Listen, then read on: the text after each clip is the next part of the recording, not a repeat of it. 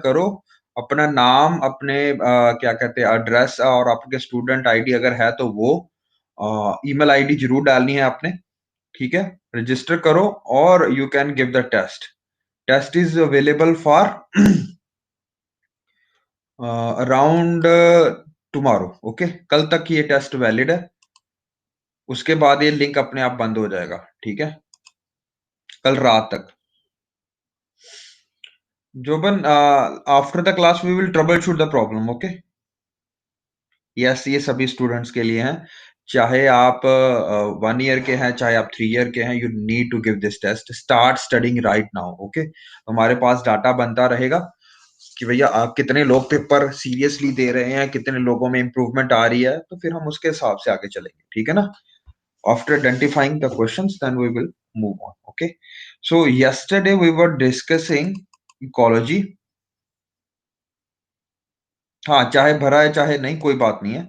वैसे भी आपका इंग्लिश के लिए इम्प्रूवमेंट के लिए इम्पोर्टेंट है ये, ठीक है? बाकी जगह पे भी वो क्वेश्चंस पूछे जाते हैं, like in banking sector they ask this questions, जो लाइक जम्बल्ड वर्ड्स, लाइक क्या कहते हैं। हाँ, मैं लिंक्स ग्रुप में कल किया यार, किसी को पता नहीं चला क्या? जिनको नहीं मिला उनको मैं सेंड कर दूंगा, मैं फिर से सेंड कर दूंगा, ठीक है? No issues. ओके, तो yesterday why we did was organism, और ऑर्गेनिज्म किस तरह से अपने क्या कहते हैं सस्पेंड करता है, या वो माइग्रेट करता है, या किस तरह से वो एनवायरमेंटल सर्कमस्टांसेस ए बायोटिक फैक्टर को इंटीग्रेट करता है। कल हमने यहां तक पढ़ा था, है ना? Done done done. Role of abiotic and biotic factors, okay?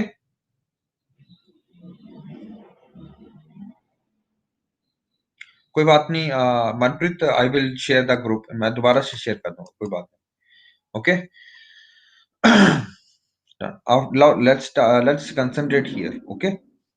वो बाद में कर लेंगे हम, ठीक है? हमने कल पढ़ा था कि भैया अडेप्टेशन नाम की भी कोई चीज होती है, ओके? तो हमने कहा था कि अडेप्टेशन भी, अडेप्टेशन एक एक जरिया है एक ऑर्गेनिज्म के पास, जिसके कारण वो अपने एनवायरनमेंट से इजीली रेगुलेट कर सकता है, ठीक है ना? वो कर देंगे भैया, टेंशन मत लो, कर देंगे कर देंगे, अभी कर देंगे, कल तक पेपर है, टेंशन मत लो। अभी यहाँ पे ध्यान दो, जो यहाँ पर पढ़ने वाली बात है वो ध्यान दो, ठीक है? कर दूंगा मैं अभी, सभी ग्रुप्स में सेंड कर रहा हूँ, तो join through that link, okay? फिर मैं यहाँ से लिंक को ओपन करूंगा, ठीक है? आपको एक्टिव मेंबर बनाऊंगा। Only once I will give you the permission, तभी आप पेपर दे सकते हो, और पूरा दिन दे सकते हो, कोई टेंशन नहीं। कभी बच्चे कहते थे सब बीमार हूं मैं, कल दे लूं पेपर, कल अब दे सकते हो, ठीक है? ओके, तो it will be open link. Done, okay? तो अडेप्टेशन जब हम पढ़ के आ रहे थे कल, हमने पढ़ा था कि अडेप्टेशन एक तरह से तरीका है, एक एट्रीब्यूट है एक ऑर्गेनिज्म का, जिसके कारण वो चेंजेस लेके आता है अपनी बॉडी में, like morphological, physiological and behavioural, ठीक है ना? ये तीनों ही आज हमने पढ़ने हैं। What are the morphological changes, what are the physiological changes, what are the behavioural changes. एक कॉमन सी एग्जांपल मैं आपको बताता हूं कि अडेप्टेशन आपकी बॉडी का एक, मोस्टली ये किसका हिस्सा है बताइए? रेगुलेटर्स का या कन्फॉर्मर्स का? More adaptation will be where? More adaptation will be in regulators और कन्फॉर्मर्स। कन्फॉर्मर्स तो अपना अपना रेगुलेट कर ही नहीं सकते अपना टेम्परेचर। तो जो चीज बंदे रेगुलेट कर पाते हैं, अपना ऑस्मो रेगुलेशन कर पाते हैं, अपना टेम्परेचर रेगुलेशन कर पाते हैं, वही लोग अडेप्टेशन पे ज्यादा ध्यान देंगे ना। डन। तो अब आपका एक एग्जांपल बताता हूं, जैसे मैं व्हाट अब एग्जाम, मैंने आपको बताया कि रेगुलेटर्स जो हैं, और रेगुलेटर्स को क्या नाम दिया था कल हमने? एंडोथर्म्स। एंडोथर्म्स भी नाम दे दिया था, वार्म ब्लडेड एनिमल्स भी नाम दे दिया था, ठीक है? वार्म ब्लडेड एनिमल्स भी नाम दे दिया था। और क्या नाम दिया था इनको? Eurythermal, very good. What else? Eurythermal, euryhaline, ठीक है ना? ये हमने कल बात कर ली थी, है ना? और कौन सा था?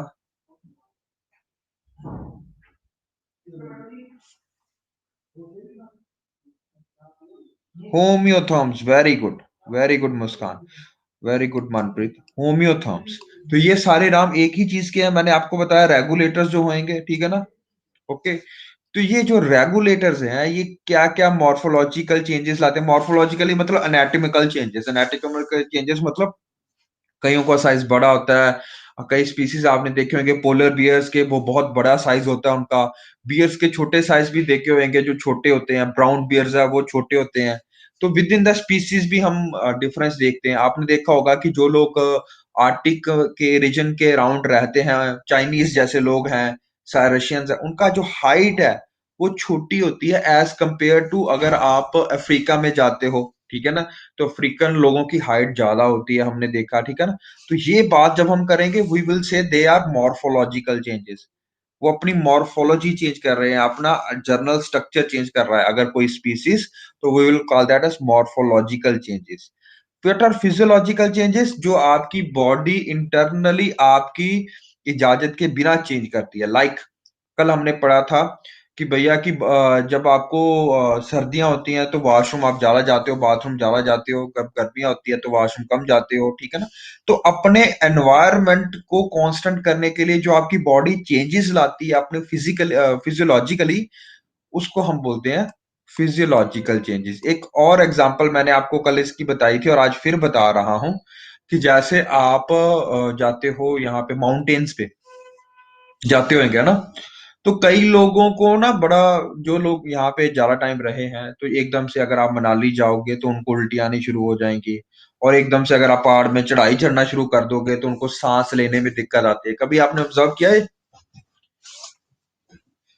अच्छा, तो फिर आपको बताया होगा कि भैया आप 2-4 दिन यहाँ पे रुको, फिर आप चढ़ाई करना, है ना।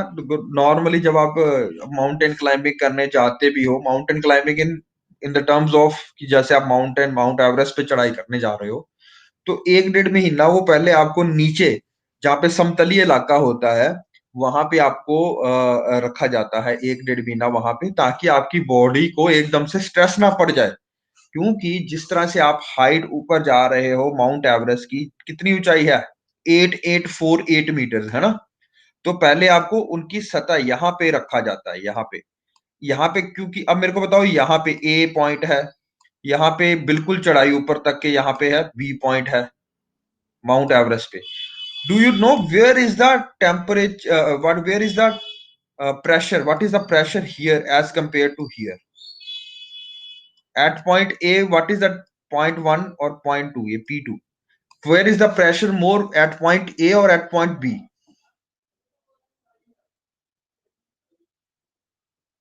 Yes, आप राजस्थान से हो, तो पॉइंट प्रेशर 2 का बड़ा है देन प्रेशर 1, ऐसा बोल रहे हो आप? Okay okay Raveena, that's good. No गधो, कैसे प्रेशर 2 कैसे बड़ा हो सकता है? इतना कुछ पढ़ाया तुम्हें, अभी तुम यही नहीं समझ पा रहे हो? अरे यार, प्रेशर यहाँ पे बड़ा होगा भाई, यहाँ पे कम है प्रेशर, बहुत ज्यादा। क्यों नहीं बताया नहीं था आपको? फिर से बताना पड़ेगा क्या? क्या बात करते यार।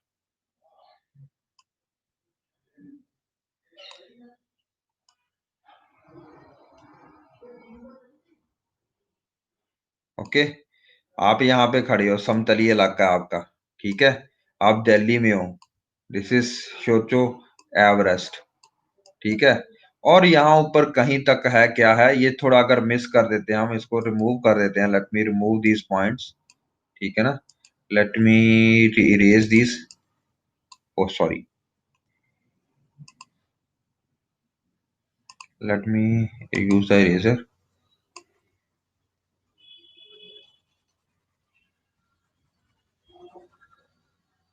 Are you seeing this guys? दिख रहा है अभी? Good, okay.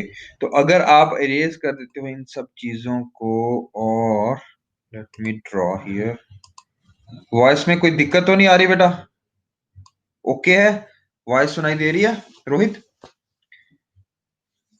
All okay, okay. तो यहाँ पे देखो, यहाँ पे क्या है आपका, 400 किलोमीटर ऊपर तक अगर आप जाते हो ना, जैसे जैसे ऊपर जाते हो, है ना, तो आपका क्या कहते हैं, एयर, यहाँ पे, यहाँ तक एयर है, एटमॉस्फेयर है ना हमारा, यहाँ पर यहाँ तक 400 किलोमीटर एयर है।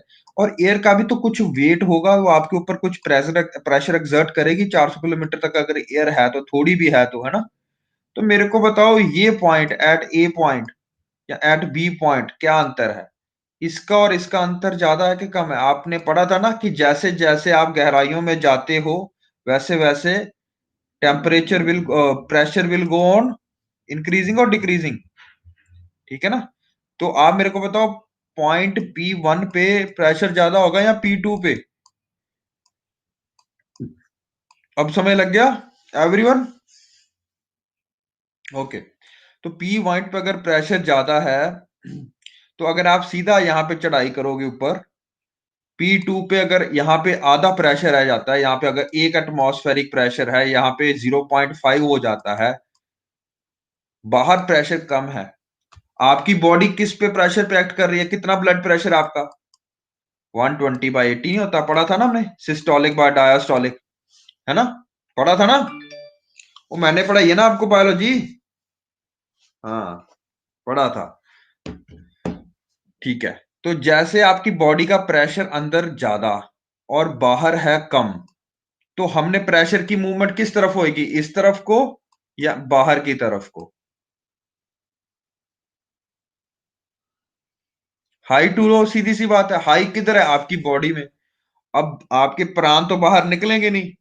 क्या निकल सकता है बाहर? खून। खून कहां से निकलता है? हर छेद से, आंखों से, नाक से, जो भी आपका हर जगह से जहां पे आप निकल सकता है, wherever there is a orifice. और सिर्फ ब्लड ही नहीं निकलेगा, उल्टियां भी आएंगी भाई। पेट भी तो खाली होना चाहेगा, ठीक है ना। तो समझ लो फिर क्या हाल होता है आपका। और मैंने बहुत बार देखा कि हमारी लड़कियां का तो बहुत बुरा हाल होता है, कुछ लड़कों का भी होता है, ठीक है। कईयों के कान बंद होने शुरू हो जाते हैं, ठीक है, और प्रेशर चेंजेस के कारण कईयों को उल्टी आने लग गई, कईयों की यहाँ पे नसीर फूट जाती है, तो नाक से खून बहना शुरू हो जाता है। दीज आर द चेंजेस, ठीक है ना। तो क्या कहते हैं कि यहां से यहां जाने के लिए आपको पहले 1 महीना यहाँ पे नीचे बेस कैंप पे लगाना पड़ता है, ताकि धीरे धीरे आप बॉडी को स्ट्रेस दो। अगर एकदम से स्ट्रेस दोगे तो आपकी बॉडी अडेप्ट नहीं कर पाएगी, अडेप्ट नहीं कर पाएगी। तो ये अडेप्टेशन का जो प्रोसेस है, ये धीरे धीरे भी होता है, आपको मैंने पहले बताया था। तो धीरे धीरे आपकी बॉडी क्या करेगी, उसको पता चल गया कि यहाँ पे प्रेशर कम है, तो मेरे को ज्यादा खून बनाना पड़ेगा, वो आरबीसी की तादाद बढ़ा देगी, ठीक है। जब आरबीसी आपकी बॉडी में ज्यादा बनने शुरू हो जाएंगे, तब आपके पास ऑक्सीजन की दिक्कत नहीं आएगी, आप ऊपर चढ़ सकते हो। तो पहले आरबीसी को बनने में आपको टाइम देना पड़ता है। Done done done. तो इसके लिए आप, हम इस प्रोसेस को बोलते हैं अडेप्टेशन। ये कौन सा अडेप्टेशन है? Physiological adaptation. फिजियोलॉजिकल मतलब आपकी बॉडी खुद से एडजस्ट करना चाहेगी आपके एक्सटर्नल एनवायरनमेंट के साथ, ठीक है। Done. we have done morphological, we have done physiological adaptation. What is now third kind of adaptation, that is behavioral? कल ही हमने पढ़ा था कि भैया जो क्रोकोडाइल्स होते हैं, इनके कोई स्वेट ग्लैंड्स नहीं होते, तो ये सन की तरफ अपना मुंह खोल के रखते हैं, ताकि वो अडेप्ट कर पाए, ताकि वो अपने जो टेम्परेचर जो बढ़ रहा है, कम हो रहा है, उसको बढ़ाएं, ठीक है ना। उनमें ऑलरेडी अपने पास, जैसे हमारे पास शिवरिंग होती है, हमारे पास स्वेटिंग होती है, हमारे पास क्या कहते हैं, आप गर्मियों सर्दियों में कौन से कपड़े पाते हो, सर गर्मियों में कौन से कपड़े पाते हो, हमारे पास ये सारे बिहेवियरल अडेप्टेशंस हैं, ठीक है ना। This are how we survive, ठीक है ना। हम हीटर लगा लेते हैं, हम गर्मी, हम आग से लकड़ी जला के हम वहां पे भी बैठ सकते हैं ना। तो ये यार सारे यार बिहेवियरल अडेप्टेशन, ठीक है। तो that is how your behaviour adapt to the external environment. जिस तरह से आपका एबायोटिक फैक्टर्स आपके बाहर हैं, टेम्परेचर है, सनलाइट है, वाटर है, उस हिसाब से आपको अपना बिहेवियर चेंज करना पड़ेगा। और क्रोकोडाइल क्या करता है, वो पानी में रह रहा होता है, उसका टेम्परेचर लो होता है, उसको फिर बाहर निकल के आना पड़ता है, क्रोकोडाइल को अपना मुंह खोल के रखना पड़ता है, क्योंकि यहाँ पे उसके सारे रिसेप्टर्स हैं, तो वो हीट एनर्जी ऑब्जॉर्व कर लेता है। जैसे हीट एनर्जी ऑब्जॉर्व करके क्रिटिकल टेम्परेचर पहुंच जाता है, ऐसे उसका 40 डिग्री है, जब 40 डिग्री से अबव जाना शुरू करेगा, तो वो क्या करेगा, अब ठंडा करने की कोशिश करेगा अपनी बॉडी को, ठीक है ना? तो वो वहां पे चले जाता है। Done done done.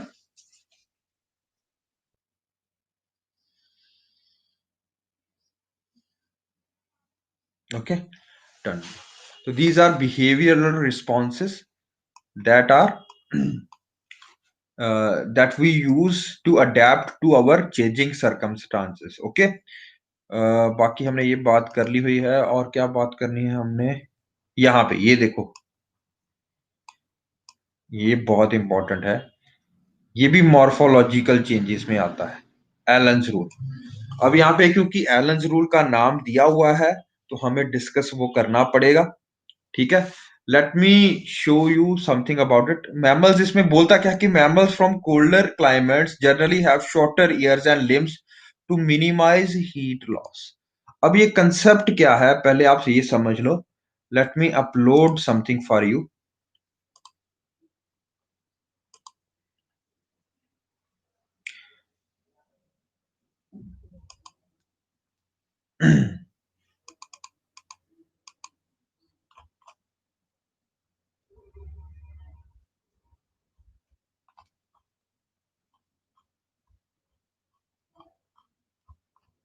wait beta, sometime it's not showing me here. Let me show you. Wait, here it is.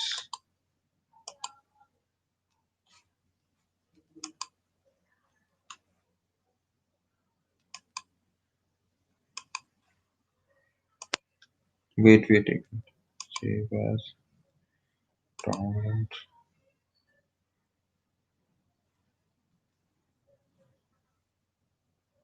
Just a sec, beta, just a sec. Ecology.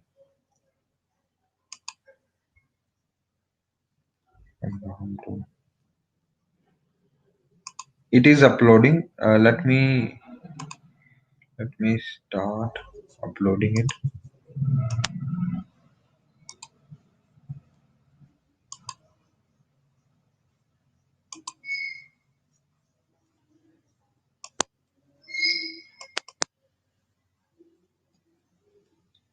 Okay. Now, what happens in Allen's rule is, कोई बात नहीं तमन्ना। एलेंस rule क्या बोलता है हमारे पास? एलेंस rule बोलता है कि भैया जी, जितने भी प्राणी रहते हैं आपके कोल्डर क्लाइमेट्स में या पोलर एरियाज में, आर्टिक ओशंस में, आर्टिक या अंटार्कटिक सर्कल में, तो वो एरियाज और इक्वाटोरियल एरियाज के जो प्राणी जीव जंतु हैं उनमें जमीन आसमान का फर्क होगा। ये तो पता है ना? ठीक है। कौन से आपको लगते हैं कि ज्यादा लंबे होंगे? देखो, कोल्डर एरियाज में, मेरे जनरली बात बताना, पोलर आर्टिक में आप सच में बताना, यहाँ पे आपकी बॉडी को बचने के लिए कोल्ड से क्या करना पड़ता है? ठीक है ना? यहाँ पे आपको हीट को बचाना है या हीट को छोड़ना है? यहाँ पे, और यहाँ पे मेरे को बताओ, पहले आपको हीट को अपने पास रखना है या हीट को बचाना है या छोड़ना है? ठीक है ना? समझ गए? इक्वेटर के पास में सन की रे सीधी पहुंच रही है, सनलाइट और टेम्परेचर दोनों ज्यादा है, ठीक है? तो उसके कारण क्या होगा, आप हीट यहाँ पे त्यागने की बात करोगे, हीट को लॉस करने की बात करोगे, ठीक है? ये फेवरेबल चीज है, ठीक है? यहाँ पे आप हीट त्यागने की बात नहीं कर सकते हो, क्योंकि हमने बात की है कि आप अगर हीट त्यागते हो तो आप ठंडे हो जाते हो। यहाँ पे तो ऑलरेडी बहुत ज्यादा ठंडा है भाई। तो यहाँ पे आप हीट को त्यागोगे नहीं, यहाँ पे आप हीट को कंजर्व करोगे। किसी बच्चे ने कंजर्व लिखा था, बहुत अच्छा वर्ड है। कंजर्व करने की कोशिश करोगे, उसको अपने पास इकट्ठा करने की कोशिश करोगे, ठीक है ना? इन कोल्डर क्लाइमेट्स। एलेंस रूल क्या बात करता है? एलेंस रूल पहली बात तो सिर्फ एंडोथर्म्स के लिए ही एप्लीकेबल है, ये बात जरूर आपको याद रखनी है। ये एंडोथर्म्स की डिस्ट्रीब्यूशन को बताता है, ठीक है जी? एंडोथर्म पे लगता है। दूसरी बात ये बताता है कि जो कोल्डर एनवायरनमेंट होंगे, जहां पे भी कोल्ड एनवायरनमेंट होगा, वहां पे जो मैमल्स होंगे, they will have short appendages. What are appendages? उनके बाजू छोटे होंगे, उनका लेग्स छोटी होंगी, उनकी टेल छोटी होएगी, उनकी ईयर्स छोटे होंगे, ठीक है ना। उनके अगर वहां पे बर्ड्स हैं तो उनके विंग्स भी छोटे होंगे।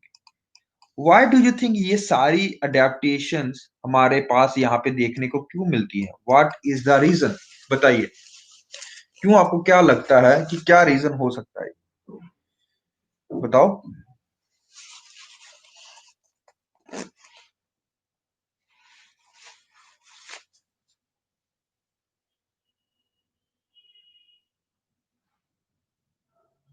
होगा रीजन के नहीं होगा ना? तो what is the you think कि क्या रीजन है कि भाई यहाँ पे short area? Yes, yes, yes, yes.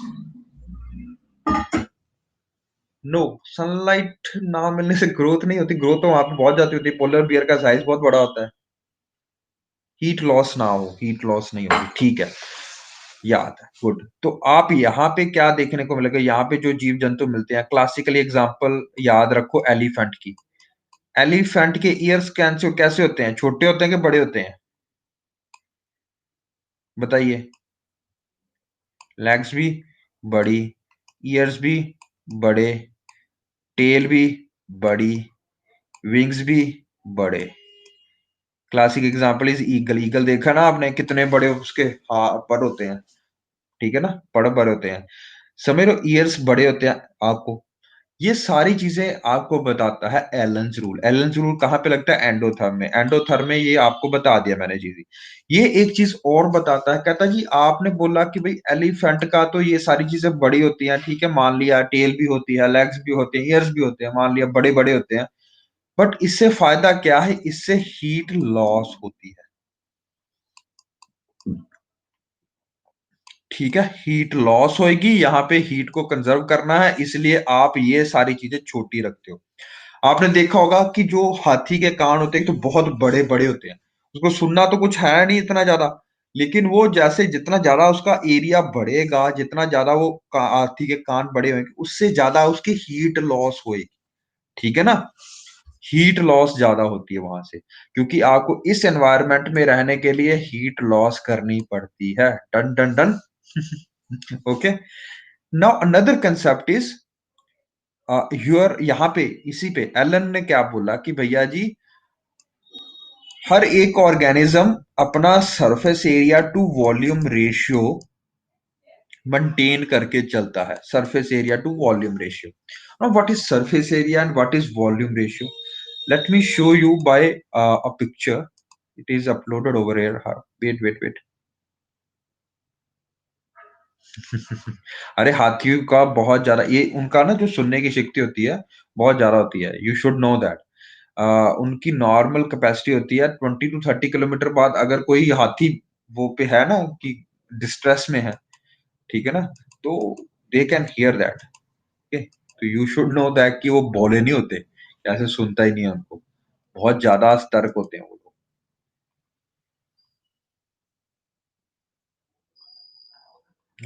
Just a sec. somehow this is not uploading। हाँ, चल पड़ा चल पड़ा, ये देखो। ठीक है ठीक है, done done done. Okay, so are you guys see this? ये दिख रहा है आपको? ओके, तो ये देखो ध्यान से। हर एक क्यूब है, ठीक है। मेरे को बताओ ये कितने क्यूब हो सकते हैं? 3D इमेज होगी ये क्यूबॉइड है, सोचो क्यूब की तरह, मतलब। तो क्यूब में कितने बॉक्सेस हैं मेरे को बताओ, क्योंकि हर एक बॉक्सेस 1 सेंटीमीटर लॉन्ग है। 1 सेंटीमीटर। हाउ मैनी यहाँ पे आप कितने? 12 तो यही पढ़ पा रहे हो तीन फेसेस पे। कितने फेस है इसके बताओ? नॉट 20, बताओ कितने? 1 फेस, 2 फेस, 3 फेस। 3 फेस के ऑपोजिट यहाँ पे भी तो होगा 4th फेस, जो मैं दिखा नहीं पा रहा हूं आपको, ठीक है ना। Okay, very good. तो इसके बाद अगर 1 है उसके नीचे भी तो ऑपोजिट फोर्स होगा। कितना? 5। 2 के fours 6। Are you getting this point? और सब में चार चार बॉक्सेस हैं, तो टोटल वॉल्यूम कितना आ गया? अगर सबका एक है तो हम मोटा मोटा मान के चलते हैं 24, ठीक है। और वॉल्यूम कितना है, साइड, हर एक साइड का क्यूब होता है ना, साइड का क्यूब, ठीक है। साइड कितनी है, एक कोई भी ले लो, 1 और 1 2, 1 और 1 2, 1 और 1 2, कोई भी ले लो साइड, 2 का क्यूब, ठीक है, कितना बन जाएगा, 8। डन, समझ लग गई। तो रेशियो आएगी क्या, surface area to volume ratio is 3। Okay, now अगर यही वॉल्यूम रखूं और इसको सीधा कर दूं मैं इस तरह से, ये देखो सीधा हो गया ना एकदम से, तो अब मेरे पास ब्लॉक सरफेस एरिया है 28, वॉल्यूम सेम रह जाएगा, तो रेशियो कितनी आ जाएगी, surface area to volume ratio बढ़ जाएगी। अब मेरे को बताओ, ये वाला बंदा अगर ये बंदा होता, ये वाला बंदा कहां पे रहता और ये वाला बंदा कहां पे रहता, ए और बी, इक्वेटर और पोलर, बताओ मेरे को।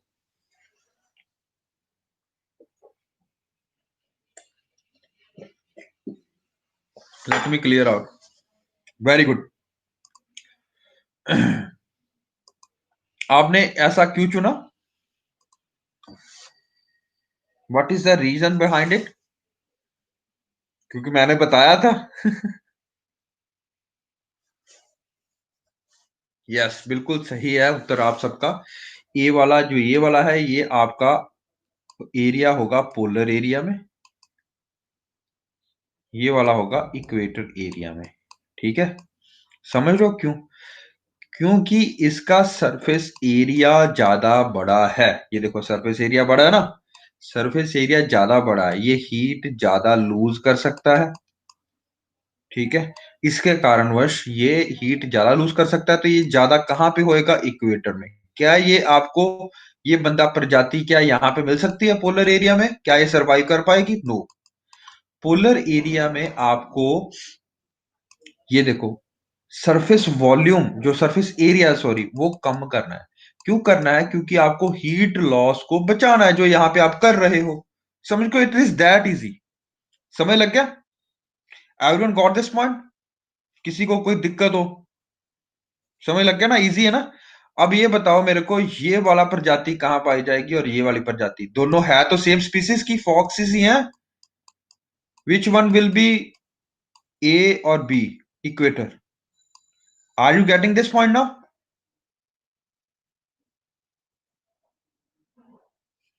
मोर the surface area as compare to volume, ठीक है। अगर इसकी मैं बात करूं वॉल्यूम की, वॉल्यूम मेरे को दोनों बताओ, सरफेस एरिया तो समय लगी, वॉल्यूम किसका ज्यादा होगा, इसका या इसका, ए या बी का, वॉल्यूम बताओ, वॉल्यूम, वॉल्यूम में क्या आएगा बताओ, वॉल्यूम बी का ज्यादा है, अरे गधो, वॉल्यूम ए का ज्यादा है। मैंने भी रेशियो की बात की है, surface area to volume ratio, ठीक है जी, डन डन। जितना वॉल्यूम ज्यादा होगा उतनी surface area to volume ratio कम होएगी, और जितना surface area to volume ratio कम होएगी, वो प्राणी कहां पे पाया जाएगा, कोल्ड एरियाज में। ये समझ लगा कि नहीं, अभी भी गधो समझ लगा, ए, ठीक है ना, समझ लग गया। तो वॉल्यूम कहां से बनता है, मोटाई से, आपका पेट जब बाहर निकलता है तो आपका वॉल्यूम बढ़ रहा है, लेंथ नहीं बढ़ रही है आपकी, ठीक है। इतना दिमाग लगाया करो, लगी समझ, ठीक है। तो ये वॉल्यूम, अब वॉल्यूम बढ़ रहा है तो इसका मतलब वॉल्यूम किस कैसे बढ़ता है, आपका जब पेट बाहर आता है तो फैट को खा रहा है वो, और फैट तो हाइट नहीं ना बढ़ाती, पेट ही बढ़ाएगा, लिटरल थोड़ा, मतलब वो हाइट थोड़ा बढ़ाएगी उसकी, आपका वॉल्यूम बढ़ाएगी, ठीक है। तो जब इसका वॉल्यूम ज्यादा होगा, इसके फैट, फैट का स्टोरेज करने का क्या रीजन है,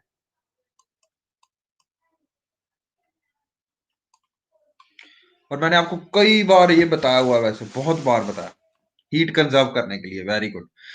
तो मैंने आपको बताया था कि भैया जी, जो लोग आजकल गर्म, जो मोटे होते हैं, उनका बड़ा फायदा होता है भाई, सर्दियों में, ठीक है ना, वो रजाई बड़ी जल्दी गर्म करते हैं, है ना, आपको सुना होगा ये। और जो लोग बेचारी होती है हड्डियां, हड्डियों का ढांचा होते लोग, कहीं आपने देखा होगा, उनको ठंड बड़ी लगती है भैया, they are so much cold intolerant, उनके हाथ पैर ठंडे ही रहते हैं।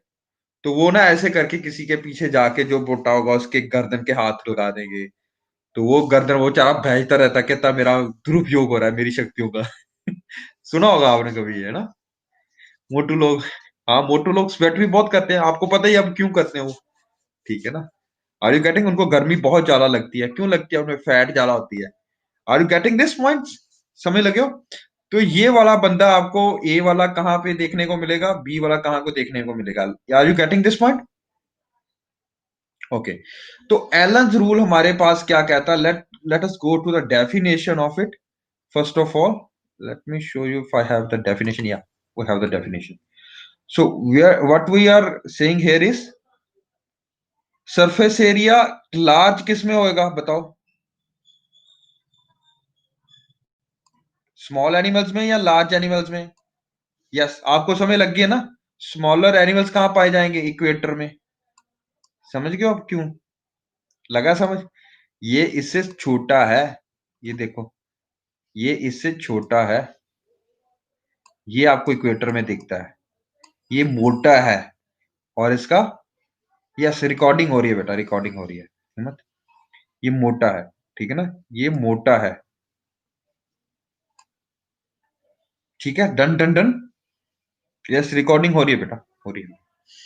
तो ये एक पॉइंट दोबारा देखते हैं हम। तो ये बात कर रहा था, Allen's rule is a biological rule. किसने बनाया था? जो एलन ने।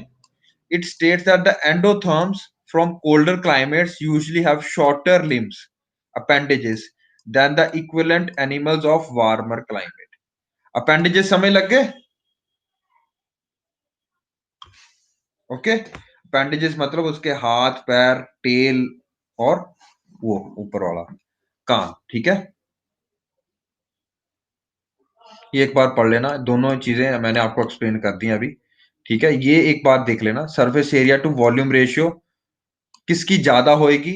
जो लोग इक्वेटर पे रहते हैं उनका साइज क्या होगा? वो स्मॉल होएंगे। उनका वॉल्यूम क्या होगा? कम होगा। उनका सरफेस एरिया क्या होगा? ज्यादा होगा। These all you must know. ये कोई किसी भी तरह से में क्वेश्चन में घुमा सकते हैं। लेट में राइट ओवर हियर। तो अगर कोई बंदा पोलर एरिया में रह रहा है, अगर कोई बंदा, कोई प्रजाति हमारी इक्वेटर एरिया में रह रही है, ठीक है ना? एक चार्ट बनाना है आपने ये वाला, ठीक है ना? और याद करने के लिए इस पे क्वेश्चन मैं जैसे पेपर में डाले थे मैं पूछा करूंगा इस पे। तो पहले बताओ मेरे को, वॉल्यूम किसका ज्यादा बड़ा होगा? इसका ज्यादा बड़ा होगा, इसका कम होगा। डन। समझ लगी? मोटा कौन सा मिलेगा आपको, ठीक है? सरफेस एरिया किसका ज्यादा और कम होगा? सरफेस एरिया इसमें कम होना चाहिए। Why? Why? Surface area of polar animal should be smaller. Why? Heat को कंजर्व करना है, यू नो ना? ओके, टू कंजर्व इट, इसमें ज्यादा होना चाहिए। लग गया समझ? Surface area to volume ratio किसकी ज्यादा होनी चाहिए?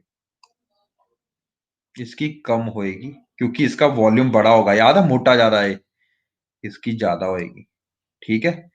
तो इसका साइज अगर देखें तो पोलर बियर का साइज देखा, बहुत बड़ा होता है। ये थोड़ा सा ध्यान रखना है आपने, इसका साइज थोड़ा कम होता है। डन।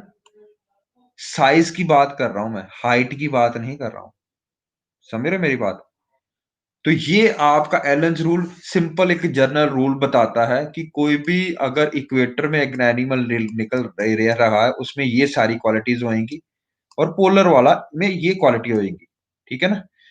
ये सिर्फ ये बता रहा है। अब बर्गमैन रूल क्या बता रहा है? एक सेकंड रूल आता है, बर्गमैन रूल। बर्गमैन रूल ये बता रहा है, ये देखो, बर्गमैन रूल्स बता रहा है आपको सेम स्पीसीज में। Done done done. ये सारे, ये भी बियर है, ये भी बियर है, ये भी बियर है, ये छोटा बियर्स भी बियर है, ठीक है ना? अब ये क्या बता रहा है? is an eco-geographical principle that states that within a broadly distributed taxonomical clade population and species of the larger size are found in the colder areas, ठीक है? And species with the smaller size are found in the warmer areas. तो अगर आपको ये paper में लिखा जा जाता कि ये किसकी प्रिंसिपल है, जिसमें सेम स्पीसीज के बारे में बात की गई है, population of the same species की बात की गई है, ये सारे के सारे बियर्स हैं, ये बियर और ये एलिफेंट नहीं है। समझ रहे हो मेरी बात? तो एलन्स रूल तो सिंपल चीज बताता है कि भैया इक्वेटर में जो होएगा उसका जो surface area to volume ratio low होएगी, इसमें surface area to volume ratio high होएगी, ठीक है? किसी भी प्राणी के लिए एप्लीकेबल है। लेकिन बर्गमैन का रूल जो है that is solely responsible for individuals within the same species. Okay, तो आपने देखा होगा पोलर बियर का साइज कितना बड़ा है और ये दूसरा साइज छोटा है. Why it is that? Again, surface area to volume ratio. इसका सरफेस एरिया कम है, देखो कान कम है इसके, इन सबके कान बड़े होने शुरू हो गए. अब देखो कान बड़े हैं इनके. ठीक है. ओके. ये हीट ज्यादा लॉस करने में सक्षम है, ये हीट लॉस को खत्म कम करने के लिए सक्षम है. तो इसी प्रकार से एक इकोसिस्टम में डिफरेंट, ये देख लो रैबिट में भी देख लो, कान बड़े हैं कान छोटे हैं. Are you getting to know this? समझ लग रहा है? और बताओ, यहाँ पे फिजिक्स का भी एक और प्रिंसिपल यूज हो रहा है. समझ रहे हो? छोटे कान है बड़े कान है, तो सरफेस एरिया का हीट लॉस कम करने के लिए इसमें ये आर्टिक में होगा, ये कहां पे होगा? इक्वेटर में. Done done done. You understand this concept? तो अगर हमने अभी तक जितना भी पढ़ा उसको समराइज करने की कोशिश करें कोर बॉडी टेम्परेचर के हिसाब से, अगर आप देखो तो आपको लगता है कि ये जो ग्रीन वाला वो पोयो किलो थर्म्स है और होम्योथर्म्स कितने छोटे टेम्परेचर पे, नैरो टेम्परेचर पे अपना बॉडी का मेंटेन करके रखते हैं. एक एनर्जी मैं आपको बताता हूँ वार्म ब्लडेड और कोल्ड ब्लडेड की. सोचो आप अभी आईएएस ऑफिसर की तैयारी कर रहे हो. ठीक है, आप गरीब घर से हो. ठीक है, आपके पास इतने संसाधन नहीं है, तो अभी आपके लिए एसी लगाना घर में बहुत बड़ी बात है ना. एसी नहीं है गर्मियों में, यहाँ पे बहुत ज्यादा गर्मी होती है. We are tropical country and our summer heat is intolerable. ठीक है ना, तो बहुत ज्यादा यहाँ पे गर्मी पड़ती है ना. तो अभी आपकी ऐसी आर्थिक स्थिति इतनी अच्छी नहीं है, तो आप क्या एसी अफोर्ड कर पाओगे? नहीं. बट क्या आप जिंदा रह पाओगे? यस. ठीक है ना. हीट को झेलना पड़ेगा आपको. यस. आप उतने एक्टिव नहीं हो पाओगे. आप एसी के बिना, मतलब इतना क्या कि दिमाग फिर जाता है, लेकिन कई लोग बैठे रहते हैं. ठीक है ना, एसी नहीं भी होता फिर भी बैठ रहते हैं. सपोज आप सरकारी नौकरी में लग जाते हो पटवारी की, वहां सरकारी जॉब में पैसे तो बढ़ा है भाई, है ना. तो लेकिन सरकार के ऑफिस इतने अच्छे नहीं होते, प्राइवेट जितने सेंट्रली कंडीशन नहीं होते, तो आपको बैठना पड़ता है पक्खे के नीचे. बैठना पड़ता है, दिमाग वैसे खराब हो जाता है और फिर प्रोडक्टिविटी क्या आती है? कम आती है. समझ रहे हो मेरी बात? ये समय लगा आपको. लेकिन जैसे ही आप आईएएस ऑफिसर बनते हो तो आपकी जो कैपेसिटी है वो बढ़ जाती है. अब आप एसी के रूम में बैठोगे, एसी की तरह डिसीजन लोगे, आप राजों की तरह डिसीजन लोगे आप, है ना. कोई फिक्र नहीं है, घर में जाने के लिए आपके पास एक कार है, मतलब उसका खर्चा भी गवर्नमेंट ऑफ इंडिया दे रही है. ठीक है ना, तो आपकी सिक्योरिटी है और ठाट बाट है और हर फंक्शन में मतलब आपको न्योता भेजा जाएगा, है ना. तो समझ रहे हो? तो यही काम, आपको क्या लगता है कि वार्म ब्लडेड एनिमल्स और कोल्ड ब्लडेड एनिमल्स में क्या फर्क है? यही अंतर है. ठीक है. वार्म ब्लडेड के पास पैसा है खर्चने के लिए. ठीक है ना, दे हैव एनर्जी. ठीक है ना, and that is why they can regulate their own temperature. जो रेगुलेशन है ना टेम्परेचर की, कि अपना बॉडी का टेम्परेचर को रेगुलेट करना. ठीक है ना, it is an expensive process. Why it is an expensive process? खुद सोचो. एक्सपेंसिव प्रोसेस क्यों है? बिकॉज अगर आपको अपना बॉडी का टेम्परेचर मेंटेन करके रखना है, खुद सोचो, तो आपको खाना पड़ेगा. You need food source, constant supply of food. ठीक है, समझ रहे हो? फूड चाहिए. फूड से क्या होता है, ये एक तरह की आपके लिए इंजन है, ये आपके तरह तेल है, जो आप बलेगा तो ये हीट एनर्जी जनरेट करता है, प्लस आपके लिए एनर्जी जनरेट करता है. डन. तो it's an expensive process. Okay. तो एनर्जी भी बनती है और हीट एनर्जी भी बनती है, आपके लिए फूड सोर्स चाहिए होगा. लेकिन कोल्ड ब्लडेड एनिमल्स के लिए ये इतना ज्यादा जरूरी नहीं है, बिकॉज दे आर नॉट, जैसे एक गरीब बंदा है, ये कोल्ड ब्लडेड एनिमल एक गरीब बंदा है, तो ये भाई पक्खा चला के भी गर्मियों में वो क्या कहते हैं, आप सोते हैं लोग, कई लोग ओपन में, आपको सोता होगा पक्खा लगा के, फराटा सा लगा के सोते हैं लोग. कभी देखा आपने वो टाइम? बहुत ज्यादा गर्मियों में, है ना, लगा के सोते हैं. सुना होगा कभी, है ना? मैं तो बड़ा सोया हूँ यार, बड़ा मजा आता है, एक तो ठंडी एयर मिलती है यहाँ पे, तो we are like, I am like just cold blooded, now I am tradition to warm blooded animal. अब तो इसी से बाहर निकलना, इट्स लाइक क्यों मैं निकल रहा हूँ, है ना? टॉलरेंस लिमिट बहुत कम हो गया। ओके, तो जो कोल्ड ब्लडेड एनिमल्स होते हैं, दे उनको इतना ज्यादा मतलब ही नहीं है भाई, बनैन डाल के बाहर फराटे के बाहर में और जा सो जाओ। अगर बहुत ज्यादा गर्मी लग रही है तो क्या कहते हैं कि भैया मुंह पे अपना तौलिया रख के गीला करके सो जाओ, बड़े आराम से ठंडा लगता है ना। You will notice that. तो they don't require such expensive machinery, they don't require that much of amount of energy, heat energy नहीं चाहिए होएगी, तो फूड इतना खाना उनके लिए जरूरी नहीं। But for warm blooded we need a constant source of supply. Yes, ठीक है। तो अगर आपको एसी के ना जाना पड़े, कार में एसी नहीं चल रहा है, तो आप तो कार को त्याग दोगे, भाग जाओगे भाई, मैं पैदल चल रहा हूँ, ठीक है। लेकिन एक बेचारा गरीब बंदा जिसने बहुत ज्यादा गरीबी देखी है, उसके लिए it's okay, you know, these things do happen. Okay, so always try to be positive, always try to be competitive. Okay, now we move on to important things. ये हमने सारा कर लिया है, अडेप्टेशन हमने कर ली है वहां की। पॉपुलेशन को डिस्कस करने से पहले एक मैं आपको दो तीन चीजें इसमें और करवाना चाहता हूं, क्योंकि ये एनआईओएस के नोट्स में दी गई हैं। ये एनआईओएस के नोट्स हैं ये सारे, अडेप्टेशन, ठीक है। अडेप्टेशन एनसीईआरटी में इतने ज्यादा अच्छे से एक्सप्लेन नहीं किया है, दैट इज व्हाई मैंने यहाँ से आपको एनआईओएस के नोट्स से आपको पढ़ा रहा हूँ ये। द अडेप्टेशन इज दस, अडेप्टेशन क्या है? अपीयरेंस और बिहेवियर, पता है, और फिजियोलॉजिकल चेंजेस ऑफ स्ट्रक्चर, वही हमने पढ़ा, याद है? अपीयरेंस मतलब मॉर्फोलॉजी, बिहेवियर और स्ट्रक्चर मतलब यू नो ना, physiology. Mode of an organism that allows it to survive in a particular environment, ठीक है। तो अडेप्टेशन एक ऑर्गेनिज्म की चेंज होती है अपने हिसाब से ढालना, that to suit, to make it suitable for a particular habitat. Okay, done.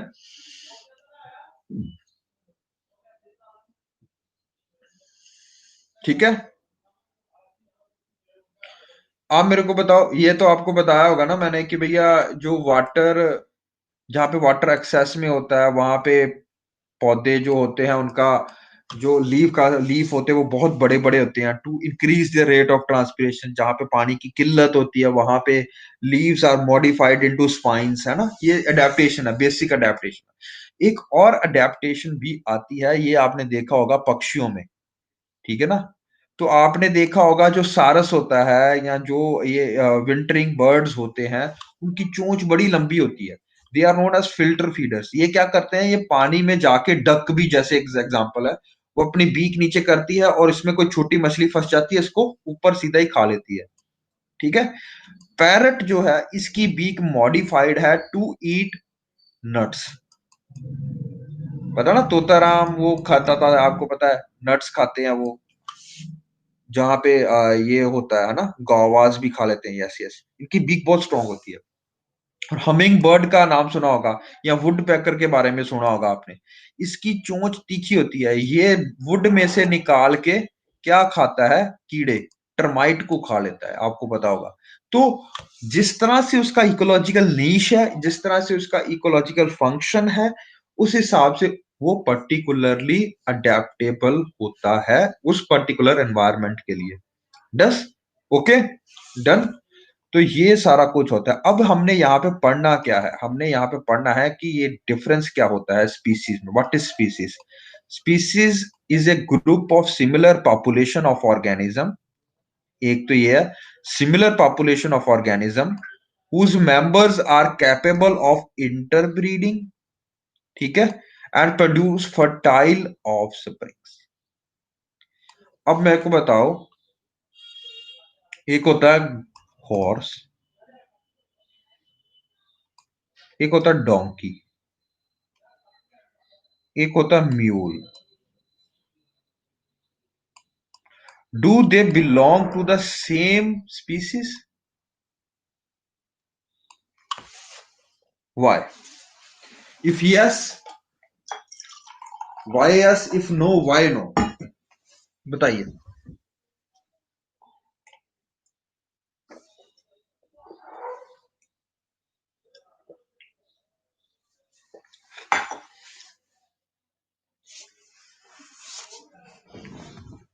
Very good Amit Singh, बहुत बढ़िया। हॉर्स जो होता है, डोंकी, ये इन दोनों का मिलन से ये बनता है, ये तो पता ही होगा ना आपको। हॉर्स और डोंकी के मिलन से म्यूल बनता है, खच्चर जिसको बोलते हो, खच्चर। खट्टर नहीं, खच्चर बोल रहा हूँ मैं। डोंट मिस रेड मी, ठीक है ना। खच्चर नहीं, मैं खच्चर बोल रहा हूँ, नोट खट्टर। कई लोग आजकल खट्टर पड़ जाते हैं इसको। तो mule is a mix breed. Okay, you didn't get my political पन। अभी तक समझ ही नहीं लगा तुम लोगों को। समझा करो, थोड़ा तेज बनो, ठीक है ना। बड़ा लेट रिएक्टेड आ रहे हैं। हाँ, अभी याद आया, अच्छा सर हरियाणा की बात हो रही है ना। अरे अभी ये रिकॉर्डिंग पे डाल देना और मेरे को जेल पहुंचाना तुम लोग। कुछ नहीं, आजकल ऐसे ही है आपका, freedom of speech.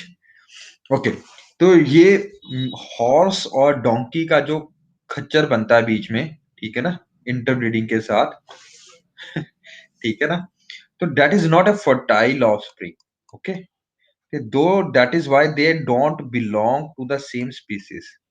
Okay, they are different species. Horse is a different species, donkeys is a different species. Okay, अब ये बात है कि क्या ये सेम स्पीसीज को बिलोंग करते हैं, यस कि नहीं, ये बताइए।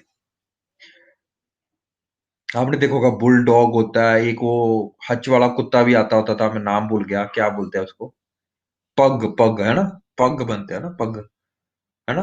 तो गोल्डन रिट्रीवर भी आता है, डॉबरमैन भी आता है। डॉबरमैन की बड़ी दहशत होती थी। अब एक और बड़ा गंदी सी नस्ल का कुत्ता आता है जो बड़ा काटता है, नहीं वो पिटबुल, हाँ पिटबुल।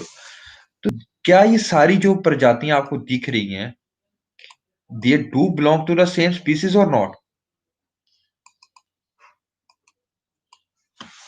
बताइए। यस, अमेरिकन बोली yes, because they are interbreeding. Okay, अब समय लगा डिफरेंस क्या होता है। They are interbreeding and this can produce a different offspring that is fertile also. Okay, इन दोनों का ऑफस्प्रिंग फर्टाइल भी होगा। आपने कई बार देखा होगा, गली के कुत्ते होते हैं, एक काला होता है, एक जो होता है, एक बिल्कुल व्हाइट होता है। तो आपको जो प्रोजेनी मिलती है वो डब खड़बी सी मिल जाती है। डब खड़बी इज नो, डब खड़बी का इंग्लिश नहीं आती मेरे को, है ना। तो वो ऐसे मिलते हैं ना। तो they are fertile, they giving you fertile offsprings, तो they belong to the same species. Now you understand the species क्या होती है। ओके, अब एक और टर्म आती है, वेरिएशन। कल मैंने आपको बताया था कि आपके पास है अडेप्टेबिलिटी। अगर आप अडेप्टेबल होने के बाद में, अगर आप अडेप्टेबल हो तो भी आप सरवाइव कर पाओगे। पर ये अडेप्टेशन कहाँ से आती है, मैंने आपको बताया था, आपके पास जेनेटिकल वेरिएशंस होती हैं। What is genetical variations now. Variations are induced by genetical makeup due to addition और डिलीशन ऑफ सर्टेन जीन्स। ये जीन्स लेवल पे चेंज होता है। हमने अभी वो पढ़ना है वैसे डीएनए वाला, तो वो वाला मैंने एक चैप्टर छोड़ा है, क्योंकि वो आपका साइंस एंड टेक्नोलॉजी में ज्यादा हम यूज करेंगे उसको। What are the different techniques, PCR techniques, वो सारी टेक्निक्स पढ़ेंगे हम। राइबोसोमल आरएनए और वो ट्रांसफर आरएनए, तो हम पढ़ वहां के लिए रखी हुई है। पर वेरिएशन समझो कि जीन लेवल पे चेंज आता है। डीएनए के अंदर जीन्स होती हैं छोटे लेवल पे, वो एक पर्टिकुलर सीक्वेंस सेट्स होता है, ठीक है ना। एक पर्टिकुलर सेट होता है, उसका काम होता है कि ये पर्टिकुलर मॉर्फोलॉजिकल कैरेक्टरिस्टिक्स बताना है। अब इसका मतलब समझ लो कि आपका जो डीएनए है ना, उसकी हर एक कॉपी में, हर जहां से मर्जी डीएनए लो, हर हर एक सेल में जो डीएनए पड़ा है, उसके पास सभी चीज की, सभी बॉडी की कॉपी पड़ी है आपकी, ठीक है। चाहे मैं यहां से खून निकाल लूं, चाहे मैं यहां से स्वैब ले लूं, चाहे मैं आंखों से स्वैब ले लूं, चाहे मैं कानों से स्वैब ले लूं, जहां से मर्जी लूं, ठीक है ना।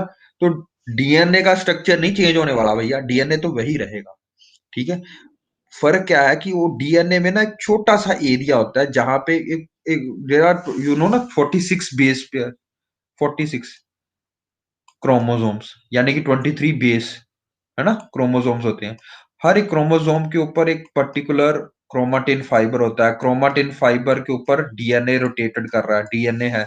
और डीएनए के अंदर एक पर्टिकुलर सेट ऑफ जीन्स हैं जो एनकोड कर रही हैं कि आपकी आंख का कलर कौन सा होगा, आपके कान बड़े होंगे या छोटे होंगे, आपका स्किन का कलर कैसे होगा, तो ये जीन्स रेगुलेट करती है। इनमें जब चेंज आता है, इनमें जब बॉन्ड टूट के नया बॉन्ड जुड़ता है, तो आपका जो स्ट्रक्चर है, जो आपका फिजिकली जो आपको देखने को मिल रहा है, देखना होगा कहीं और आपने देखा होगा, जो बच्चा होता है नया नया तो उसको बोलते हैं इसकी कान ना इसके दादाजी पे गए हैं, इसके जो नाक है ना ये इसके नाना जी पे गया है। समझ रहे हो ना क्यों? क्योंकि ये कैरेक्टरिस्टिक्स चेंज हो रहे हैं, ठीक है ना? तो ये वेरिएशंस जो हैं, ये अच्छी भी हो सकती है, कल भी मैंने बताया था, खराब भी हो सकती है, ठीक है ना? और जो अच्छी वाली है, वो जैसे कि अगर आप फेवरेबल, जिसको हम फेवरेबल भी बोलते हैं, फेवरेबल जैसे कि अगर आप एक सर्दियों में सर्दी वाला जो है वहां पे है एक एनिमल, तो उसके कान छोटे होने चाहिए। अगर उसके बड़े हैं तो क्या वो सरवाइव कर पाएगा? ये वेरिएशन सरवाइव कर पाएगी? नो, बिकॉज हीट लॉस ज्यादा होगा, वो मर जाएगा। तो ये दैट इज नेचुरल सिलेक्शन। ये नेगेटिव वाले वीड आउट हो जाते हैं और पॉजिटिव वाले एम्पलीफाई हो जाते हैं। अब जो पॉजिटिव वेरिएशंस होंगी यही आगे जाके और मल्टीप्लाई होती रहेगी और आप आगे बढ़ते रहोगे, ठीक है? Done done done. समझ लगा कुछ? चलिए, तो mutation, change in climate, geographical barriers, ये सारे वेरिएशंस को बनाते हैं, ठीक है? म्यूटेशंस क्या होती है? ये चेंज इन क्लाइमेट, जैसे क्लाइमेट चेंज हो गया एक एरिया का, तो वेरिएशन हो सकती है। ज्योग्राफिकल बैरियर बीच में आ गया, ये आज ही हम पढ़ेंगे, तो उसके कारण भी आपका वेरिएशन आ सकती है। म्यूटेशन हो गई तब आप में वेरिएशन आ सकती है। अब बोलो सर म्यूटेशन तो होती रहती है, म्यूटेशन कौन सी बड़ी बात है? आप आर्टिफिशियल भी तो इंड्यूस कर सकते हैं। Yes, we can do induce artificial mutation. हम जो आप हाइब्रिड वैरायटीज पढ़ रहे हो ना, आप हाइब्रिड वैरायटीज पढ़ रहे हो, उनमें हम म्यूटेशंस लेके आते हैं through gamma radiations. Gamma rays से हम उसके ऊपर रेडिएट करते हैं और वेरिएशंस लेके आते हैं उसमें। बट वो इतनी जल्दी वेरिएशंस आती है तो ये अच्छी नहीं होती हैं। They are not good for your health. Okay, done. Are you getting this one? Mutation is a natural process, but that will should occur over a longer period of time. अगर ये जल्दी आ रही है mutation, सपोज कैंसर नहीं आज आजकल हो जा रहा काफी लोगों को, तो मैंने एक रीजन आपको बताया था कि भैया जो आप प्लास्टिक यूज करते हो वो भी एक रीजन एक बार बताया गया है। क्या? जो बीड़ी पीते हैं उनको भी कैंसर जल्दी होता है। ये सारे ये म्यूटेशंस लाते हैं आपके लंग्स में, ठीक है ना? तो इसके कारणवश कैंसर में तब्दील होने के चांसेस वो ज्यादा होते हैं। म्यूटेशन इसी कारणवश आराम से आनी देनी चाहिए, एकदम से आएगी तो वो खराब कर सकती है। Done done done.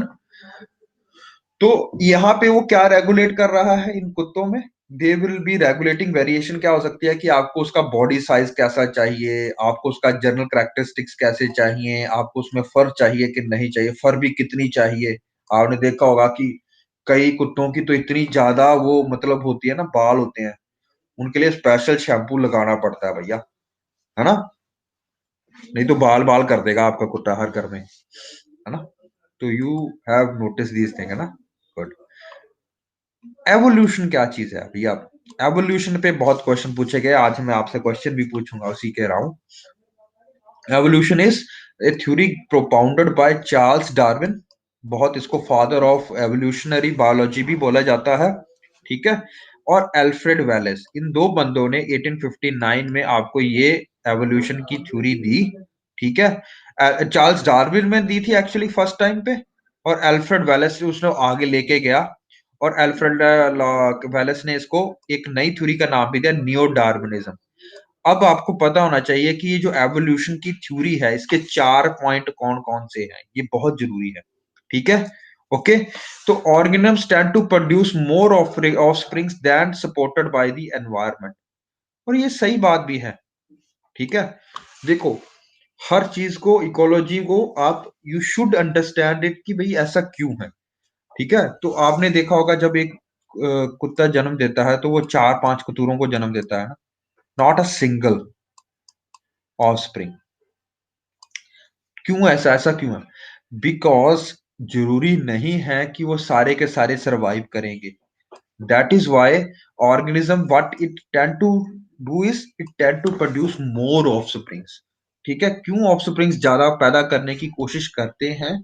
क्योंकि वो अपने एनवायरनमेंट को जज करना चाहते हैं, या एनवायरनमेंट के हिसाब से ज्यादा प्रजातियां ज्यादा अपने कॉपीज करना चाहता है, ताकि अगर उसमें से 50% लॉस भी हो जाए लेकिन 50% आगे तो बढ़े। ठीक है, done, okay, you are getting this point? तो फर्स्ट थ्योरी इज आपका ओके। तो organism tend to produce more offspring, आज हम इसको और भी बढ़ाएंगे। सेकंड नंबर पे म्यूटेशन आनी चाहिए। ठीक है, म्यूटेशन क्या है आपको बता दिया। म्यूटेशन किसके कारण आती है? That is a change in the genetic makeup that result from error. किसी कारणवश अगर एरर आती है और वो नहीं एक्सप्रेस हो पाता है तो उसके कारण म्यूटेशन अराइज करती है। ठीक है, अब ये अगर म्यूटेशन पॉजिटिव है तो वो एम्पलीफाई होएगी या और आगे जाएगी, अगर नेगेटिव है तो नेचुरल सिलेक्शन से ये लोग आपकी ये वेरिएशन आपकी बॉडी से चले जाएगी। यू नो दिस ना, इसको हम बोलते हैं रिकॉम्बिनेशन, डन, या वेरिएशन। ठीक है, और जो वेरिएशंस हैं वो हेरिटेबल होती है। ठीक है, what is the difference between mutation and variation?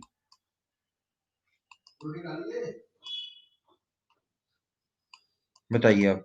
Mutation can be positive, can be negative. Mutation which are positive, they tend to amplify, they tend to pass forward to the other organisms, और धीरे धीरे ये variation बन जाती है, like our tail bone. You know, एक मैं variation यहाँ पे आपको और बताना चाहता हूँ कि देखो हमारे होमो, हम कल ह्यूमंस नहीं थे, हमारे पूर्वज जो थे आपको पता होगा वो स्टोन मैन थे। ठीक है, स्टोन एज की तरफ में। ठीक है ना, तो स्टोन एज में कितने तरह के होमोसेपियंस हमारे, हम होमोसेपियंस हैं, हम एक स्पीसीज हैं होमोसेपियंस, है ना। हमारे पास होमो निएंडरथल्स भी तो थे। निएंडरथल्स, इसको बात आपने बाद में हो गया, निएंडरथल्स, रामापिथिकस, बहुत सारे और थे, ऑस्ट्रेलोपिथिकस, बहुत सारी और प्रजातियां थी हमारी। बट ये सारी प्रजातियां विलुप्त हो गई ड्यू टू सर्टेन रीजन, और अब हमारे पास एक ही प्रजाति है, Homo sapiens. What was the difference between these four? Was the cranial capacity. Cranial capacity, आपके दिमाग का साइज। ठीक है, तो हमारे दिमाग का साइज बहुत बड़ा था। ठीक है, तो धीरे धीरे हम, क्योंकि नेचुरली वेरिएशंस आती रही हमारे में और ज्यादा सूटेबल हम रहे अपने एनवायरनमेंट से जूझने के लिए, तो सिर्फ होमोसेपियंस सेपियंस बचा। अभी ये सारे विलुप्त हो चुके हैं। Are you getting this point? ठीक है, अब लगा से वेरिएशन। तो वेरिएशंस वो पॉजिटिव म्यूटेशंस होती हैं जो कि ज्यादा फेवरेबल होती हैं और धीरे धीरे आपके जेनेटिकली कंस्टिट्यूशन का पार्ट हो जाती है। जैसे कि मैंने आपको कल भी बताया था, वेस्टिजियल ऑर्गन, किसी टाइम पे वो वेस्टिजियल ऑर्गन का बड़ा काम रहता होगा, क्योंकि अब हम पकाया खाना खा रहे हैं तो आपकी बॉडी उस चीज को त्याग देती है, और अब वो त्यागने से ये आपकी वेरिएशन का हिस्सा बन गया है। आप में होगा, अभी भी ऑर्गन सब में है, अपेंडिक्स है, और मूव भी कराना पड़ता है कई बार, बहुत ज्यादा दर्द भी होती है उसके कारण। बट वो वेरिएशन बन चुका है, अब उसका काम कुछ नहीं रहा, क्योंकि अब उसकी वेरिएशन आपकी जेनेटिकली मेकअप में आ चुकी है। ठीक है, डन। और ये जो वेरिएशंस होती हैं तो उसको सिलेक्ट कौन करता है? Natural selection. ये डार्विन ने बोला था कि नेचर सिलेक्ट्स, ना आप सिलेक्ट करोगे ना मैं सिलेक्ट करूंगा, nature will select which positive variation will go forward and which negative variation will weed out। ये समय लगा? Let me explain it to you in a simple format. ठीक है, ये दिख रहा होगा आपको। ठीक है, तो कईयों में ये देखा होगा, एक ये पेरेंट ए है, ये पेरेंट बी है। ठीक है, ये मेल है, ये फीमेल है, इन्होंने इतने ज्यादा ऑफ स्प्रिंग्स किए। ठीक है, से 20 किए। ठीक है ना, 20 रैबिट्स को जन्म दिया। ठीक है ना, इन सब में इनकी वेरिएशन आएगी, जो भी इन्होंने हेरिटेबल दी होगी, वेरिएशन दी होगी। ठीक है ना, अब इन सब में कंपटीशन होगा, फूड के लिए, फोरेज के लिए, खाने के लिए, मीटिंग राइट्स के लिए। ठीक है ना, कंपटीशन होगा। Yes, plus two books plus जो ये नोट्स मैं आपको दे रहा हूं, they are more than, they are NIOS notes. आप डाउनलोड कर सकते हो एनआईओएस की वेबसाइट से जाके, इकोलॉजी के notes. Okay, it is easily available. ठीक है, तो ये है प्रिंसिपल्स ऑफ इकोलॉजी चैप्टर। ठीक है, वहां से भी आप डालो, तो मैंने एक ही जगह पे नोट्स बना रहा हूं आपके, ताकि आपको बार बार या तो एनसीईआरटी या वो रेफर ना करना पड़े। ओके, तो ये कंपटीशन होगा इनमें। ठीक है, कुछ उसमें जो वीक थे वो डिजीज से मारे जाएंगे। ठीक है, से 5 उसमें से डिजीज से मारे गए। ठीक है, कुछ जो होएगा वो कंपटीशन ऑफ फूड के कारण कईयों को खाना नहीं मिल पाएगा, वो ढूंढने में सक्षम नहीं रहेंगे, तो वो तब मर जाएंगे। सोचो 4 ऐसे मर गए। ठीक है ना। उसके बाद कुछ जो होएगा उनका जो वेरिएशन नहीं आई इतनी अच्छे से, या वो बहुत मलूक से होते हैं ना, बहुत थिन होते थे, तो वो सरवाइव नहीं कर पाएंगे। कुछ ऐसे हो गए। कुछ लोगों को अदर बायोटिक फैक्टर्स के कारण मार जाना पड़ेगा, यानी कि कुछ का शिकार हो जाएगा, हंटिंग हो जाएगी, कुछ को ये एनिमल्स खा जाएंगे। तो सपोज 5 यहाँ पे ऐसे खा गए, या तीन तीन ऐसे और खा गए, कितने हो गए? 7 3 7 3 10 15। बट जो 5 बचे हैं, ये किसने सिलेक्ट किए हैं? ये किसने सिलेक्ट किए हैं? ये नेचर ने सिलेक्ट किए हैं। ठीक है, natural selection. Done done done. Okay, तो इसमें सारा प्रोसेस समय लग गया आपको।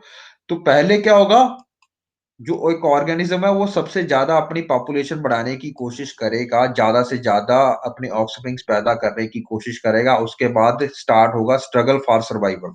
ठीक है, कुछ मारे जाएंगे, कुछ उनमें नेचुरल वेरिएशंस नहीं होगी, कुछ का जो साइज है वो पहले कम होगा। और इस प्रकार से काफी जो रिजिलियंट इंडिविजुअल्स हैं, काफी जो बचे हुए 5 जो स्ट्रॉन्ग इंडिविजुअल्स हैं, जो अभी सबके लिए बच गए हैं, वो आगे जाके प्रोपागेट करें। तो ये कौन सिलेक्ट कर रहा है? तो that is selecting by nature. Okay, natural selection. Done done done. You got this. अब इसको ध्यान देना जरा। अब हम जो बात कर रहे हैं, ये एक चीज आती है अडेप्टिव रेडिएशन की। What is adaptive radiation? ठीक है, अडेप्टिव रेडिएशन अभी हमने पढ़ लिया ना, ये यहां तक नेचुरल सिलेक्शन का प्रोसेस था। ठीक है, ये तो फिर भी बहुत लंबा चलता है अडेप्टिव, ये जो है नेचुरल सिलेक्शन का प्रोसेस। लेकिन कई बार ना एनवायरनमेंट इतनी जल्दी बदल जाता है कि भैया आपको मुटेशन होके या फिर वेरिएशन होने के बाद नेचुरल सिलेक्शन करने का मौका नहीं मिलता है। ठीक है, तो उस टाइम के लिए आपके पास एक प्रोसेस आता है, उनको हम बोलते हैं अडेप्टिव रेडिएशन।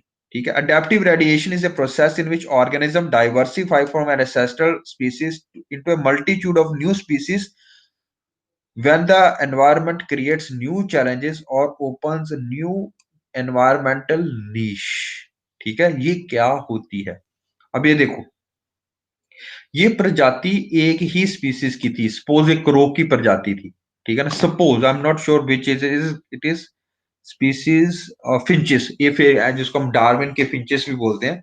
तो उसने क्या देखा कि ये जो एक ही तरह के स्पीसीज होते हैं, क्योंकि एनवायरनमेंट में एकदम से चेंज आया। ठीक है, ये सेम ही स्पीसीज थे पहले, यही था सारा, सिर्फ एक ही था।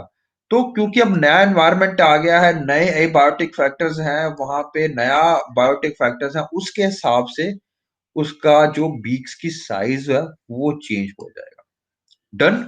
Are you getting this point?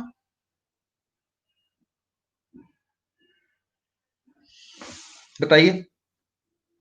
और इस प्रोसेस को क्या बोलते हैं हम? स्पीसिएशन। स्पीसिएशन क्या बोलते हैं हम इसको? स्पीसिएशन, कि नई प्रजाति बननी किसी भी चीज की, नई स्पीसीज बननी किसी भी चीज की, तो they are speciation. Okay, adaptive radiations leads to speciation. Adaptive radiation का मतलब क्या है कि कुछ इस तरह से कुछ ऐसा चीज हो गई, कुछ एनवायरमेंटल ऐसे चेंजेस हो गए जो एकदम से सडन आए, जिसके कारण उनका बायोटिक और ए बायोटिक फैक्टर चेंज हो गया, जिसके कारण की उनकी एवोल्यूशन होने की जो चांसेस थे वो ज्यादा तरीके से जल्दी होगी और नई स्पीसीज क्रिएट होगी। एक ओरिजिनल स्पीसीज वही था, दोनों का प्रजाति वही थी, पर एक नई स्पीसीज क्रिएट हो। डन।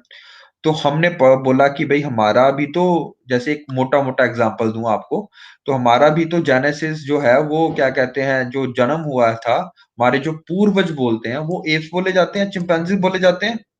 ठीक है, इनमें कुछ चेंजेस आई, उसके बाद हमारे में कुछ क्या कहते हैं प्रॉब्लम, हमारे में कुछ अडेप्टिव प्रोसेस स्टार्ट हुआ, ठीक है। उसके बाद निएंडरथल बना, रामापिथिकस, ऑस्ट्रालोपिथिकस, निएंडरथल्स, ये सारे बने, उसके बाद हम बने एंड में, ठीक है ना। Done done done. Now, adaptive radiation and what is speciation now? Speciation is a process by which new species are formed. नई species बनाई जाती हैं. Evolution क्या है? Evolution is the mechanism by which the speciation is brought about. ठीक है? Are you getting this point? अच्छा, ये तो सबको पता है ना कि स्पीसीज की बहुत सारी पॉपुलेशंस होती हैं। लाइक आप हाथी को देख लो, क्या वो अकेला आपको देखने को मिलेगा? नहीं ना, वो ग्रुप में चलता है ना। डियर्स भी ग्रुप में चलते हैं, बुफेलोज भी ग्रुप में चलते हैं, ठीक है ना। तो इनकी we are saying that they have many populations. अब ये जरूरी थोड़ा है कि एक ही हाथी का एक ही ग्रुप होगा और उसमें सारे हाथी इकट्ठे होंगे। दे आर डिफरेंट ग्रुप्स, ठीक है ना। तो we call that, we that species कौन सी है? एलिफेंट। एलिफेंट के बहुत सारी पॉपुलेशन हो सकती है, ठीक है। सपोज ये एक फॉरेस्टेड एरिया है, ये वाला फॉरेस्टेड एरिया है, वी से this is a forested area, ठीक है।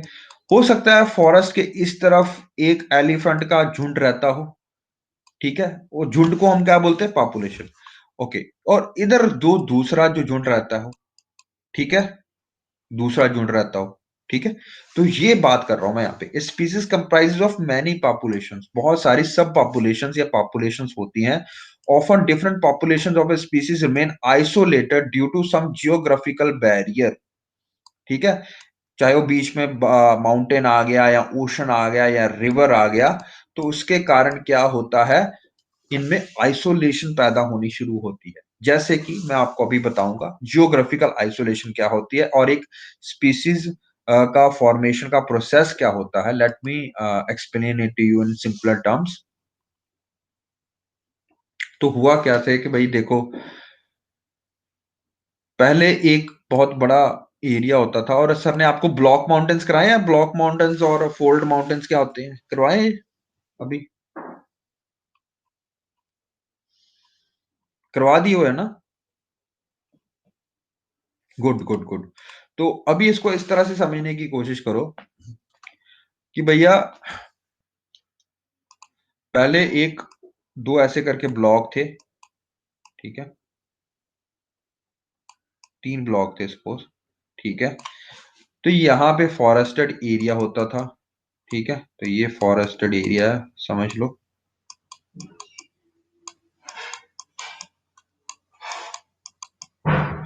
ये एक ही फॉरेस्ट है, ठीक है।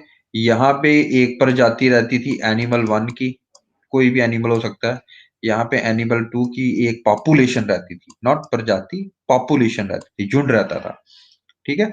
ये आपस में इनका एरिया बटा हुआ था इस प्रकार से। यहाँ पे भी एक ही एनिमल, सेम स्पीसीज है, स्पीसीज सेम है, A1 A2 A3, just name के लिए लिख रहा हूँ यहाँ पे, ठीक है।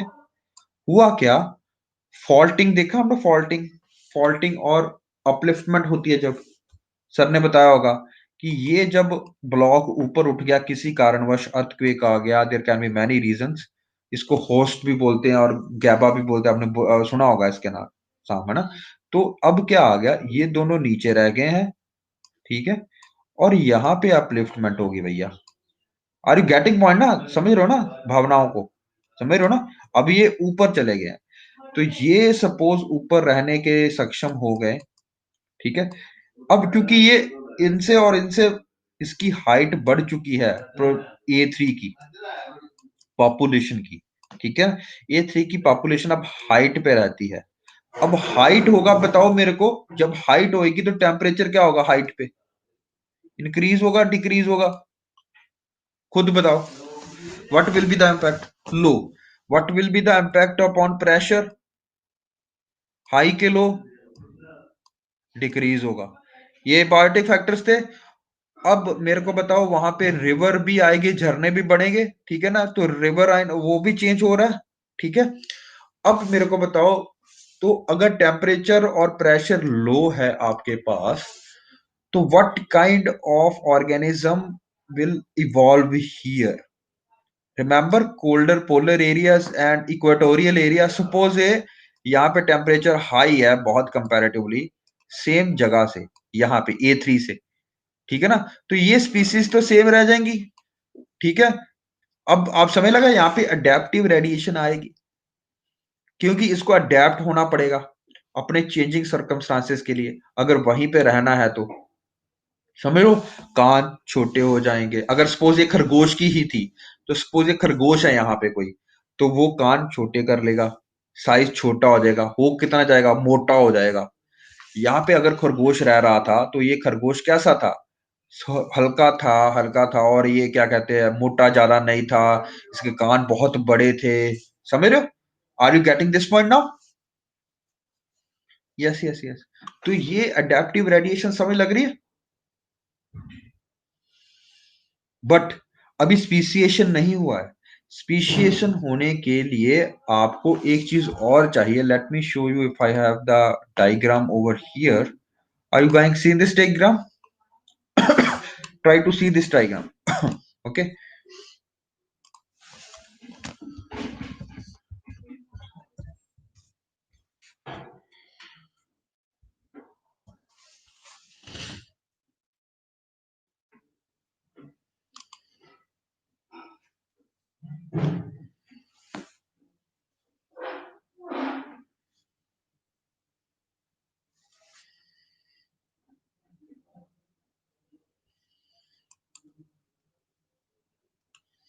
एक मिनट बेटा, बस एक minute.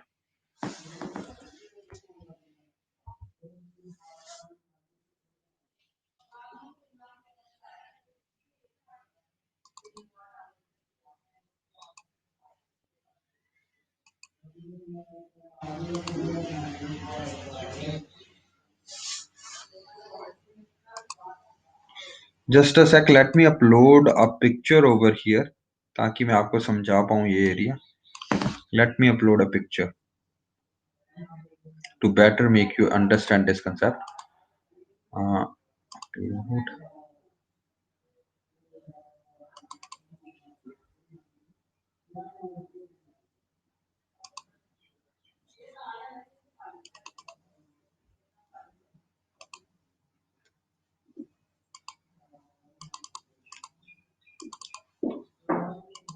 Sometimes it's not uploading right now. Chalo, let me show you the picture. Let me share my screen.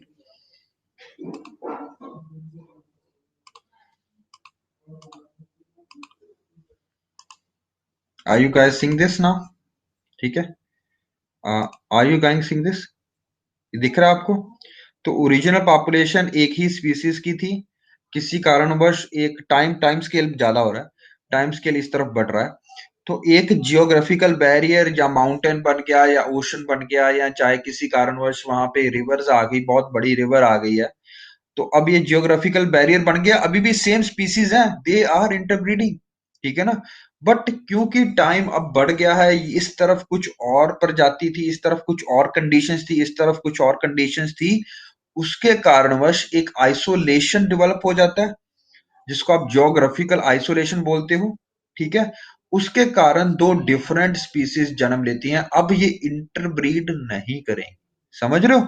They will not go undergo interbreeding, ठीक है। एक जैसे ये कराते हैं, एक एक्सपेरिमेंट भी करके देख सकते हो आप।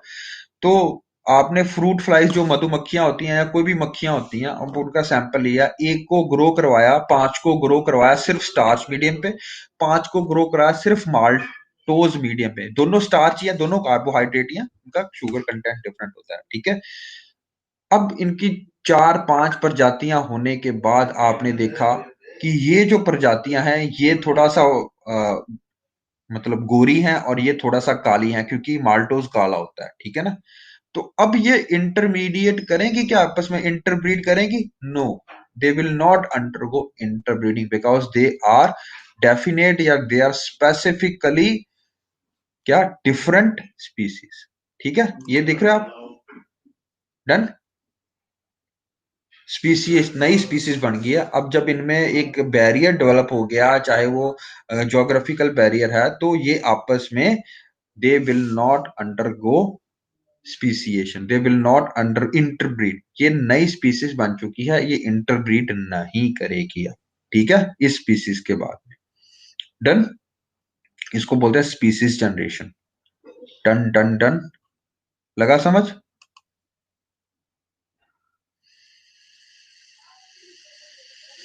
ओके,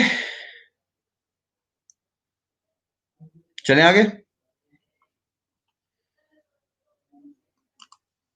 हम्म, आप सर्च कर सकते हो, इट्स इजी इजी, क्योंकि ये आपका दिया हुआ है और एक बार क्वेश्चन भी पूछा गया, इसलिए इसमें आपको करवाने की कोशिश कर रहा हूँ। ठीक है, डन डन डन। तो इसको एलोपैट्रिक या जियोग्राफिकल भी बोल सकते हैं, एक ही बात है, एलोपैट्रिक और जियोग्राफिकल। ठीक है, तो ये देखो पेरिपेटेटिक क्या होती है, पॉपुलेशन वही रहेगी, एक नया नीश डेवलप हो गया है, नया इकोटोन डेवलप हो गया। नीश पता समय लगे ना? तो एक जो, क्योंकि प्रजाति थी, उसके पास जगह कम थी, रिसोर्सेज कम थे, तो उसने नया जगह ढूंढ ली, अपनी नई जगह पे जाके रहना शुरू कर दिया है, नॉर्मल जगह से डिफरेंट जगह पे, कुछ प्रजाति के लोगों ने। ठीक है ना? तो वो पॉपुलेशन डिफरेंट जगह पे चलेगी, तो उसके पास डिफरेंट अब रिसोर्सेज हैं, डिफरेंट इकोलॉजिकल रिसोर्सेज हैं, तो वो डिफरेंट हो जाएगी। इसको हम बोलते हैं पेरिपेटेटिक। ठीक है, डन। तो इस तरह से ये नई नई सिम्पैट्रिक भी होती है। सिम्पैट्रिक जेनेटिकली मॉर्फोरिज्म से, पॉलीमॉर्फिज्म से होते हैं, जेनेटिकल कॉजेस के कारण होती है। जब एक ही प्रजाति में कोई बैरियर डेवलप नहीं हुआ, तो उसके कारण डेवलप हो गया। ठीक है ना? तो ये जेनेटिकल पॉलीमॉर्फिज्म के कारण होती है। आपको आपको पता है, there is a disease called sickle cell anaemia. Let me stop the sharing right now. There is sickle cell anaemia. Okay, sickle cell anaemia में क्या होता है कि जो नॉर्मल आरबीसी के जो होते हैं ना, आरबीसीज होते हैं, नॉर्मल आरबीसीज, ठीक है, वो बाइलॉब्ड होते हैं, इस तरह से डंबल शेप होते हैं। ठीक है ना? इसमें सिकल सेल बन जाते हैं, इस तरह से बन जाते हैं, इस तरह से आरबीसी बन जाते हैं, डंबल शेप की तरह से, बजाय यहाँ पे ऐसे बनने शुरू हुए। काजू भी नहीं है भैया, ये थोड़ा सा आप समझ लो क्या है। ठीक है, तो ये सिकल सेल जैसे आपकी वो होती है काटने वाली, वैसे बन जाते हैं। तो ये जो बन जाते हैं, अब ये आरबीसी और आरबीसी में क्या अंतर है? ठीक है, आरबीसी और इस आरबीसी में क्या अंतर है? बहुत फर्क है। ये आपका जाके अड़ सकता है, ब्लॉकेज कर सकता है आपकी नाड़ियों में, ये आपका नाड़ियों में ब्लॉकेज नहीं करता है, लेकिन ठीक है, ये सिकल सेल एनीमिया आता है। पर ये भी एक वेरिएशन है। अब ये पॉजिटिव है कि नेगेटिव है, ये तो एनवायरनमेंट डिसाइड करेगा ना भैया। ठीक है ना? सपोज ये भी आपको पता होगा, जो सिकल सेल एनीमिया है, इनको कभी मलेरिया नहीं होता है। Are you know, did you ever get to know this? क्योंकि इनका बाइलोब्ड नहीं होता है, ये नॉर्मल है, इसमें ज्यादा होता है आपका मलेरिया। यहाँ पे मलेरिया नहीं हो सकता किसी कारणवश। अब क्या कारण है, you need not to know. तो क्या ये यहाँ पे सिलेक्शन हो सकती थी फिर? अगर मलेरिया का अनाज ना लगा, नहीं मिलता हमें, तो क्या होता, हमारे ग्रुप में, हमारी पॉपुलेशन में क्या होता? इनकी तादाद ज्यादा हो जाती, ये कम हो जाते, तो ये एक पॉजिटिव वेरिएशन आ जाती। ठीक है ना? But somehow we found this condition, somehow we found this cinchona tree and we cured malaria. Now it is curable disease. समझो? तो एक जगह पे किस प्रकार का एवोल्यूशन होगा, किस प्रकार का वो होगा, क्या कहते हैं, that depends upon natural selection only. Okay, done. यहां तक समय लग रहा है अभी? किसी को कोई प्रॉब्लम, कोई दिक्कत, कोई शंका? जल्दी बताइए, अगर है तो। कोई क्वेश्चन पूछना है आपने? Is it okay? चलें आगे? No doubt, good good good. So we have done important topics today. Let me summarize once more. We have done this, and we have done up till here. Okay. तो genetic, अब now एक process होता है genetical drift. Drifting क्या होती है? Genetic drift, genetic drift होता है कि after a long period of time, जो जितना अब इसमें सब पॉपुलेशन यहाँ इसमें बीच में खाई बन गई है या कुछ एक ऐसी चीज बन गई है जिसके कारण इनका आपस में मेल जोल है वो कम हो गया है। ठीक है ना, इन दोनों प्रजातियों का है वो सेम स्पीसीज थी, एक ही इनका फादर साहब एक ही थे। ठीक है, कुछ स्पीसीज इधर चलेगी कुछ स्पीसीज इधर चलेगी, बीच में गैप डेवलप हो गया, that can be geographical isolation. ठीक है, आइसोलेशन डेवलप होगी, उसमें रिवर आ गई, कुछ प्रजातियां इधर आ गई कुछ प्रजातियां इधर आ गई। ठीक है ना, कुछ ऐसे जियोग्राफिकल चेंज आ गई। ठीक है ना, क्या सिर्फ जियोग्राफिकल चेंज नहीं आ सकती, हो सकता है रिप्रोडक्टिव चेंजेस भी आ गई हो, इसको बोलते हैं रिप्रोडक्टिव आइसोलेशन, हम बात करेंगे इसके अभी ऊपर।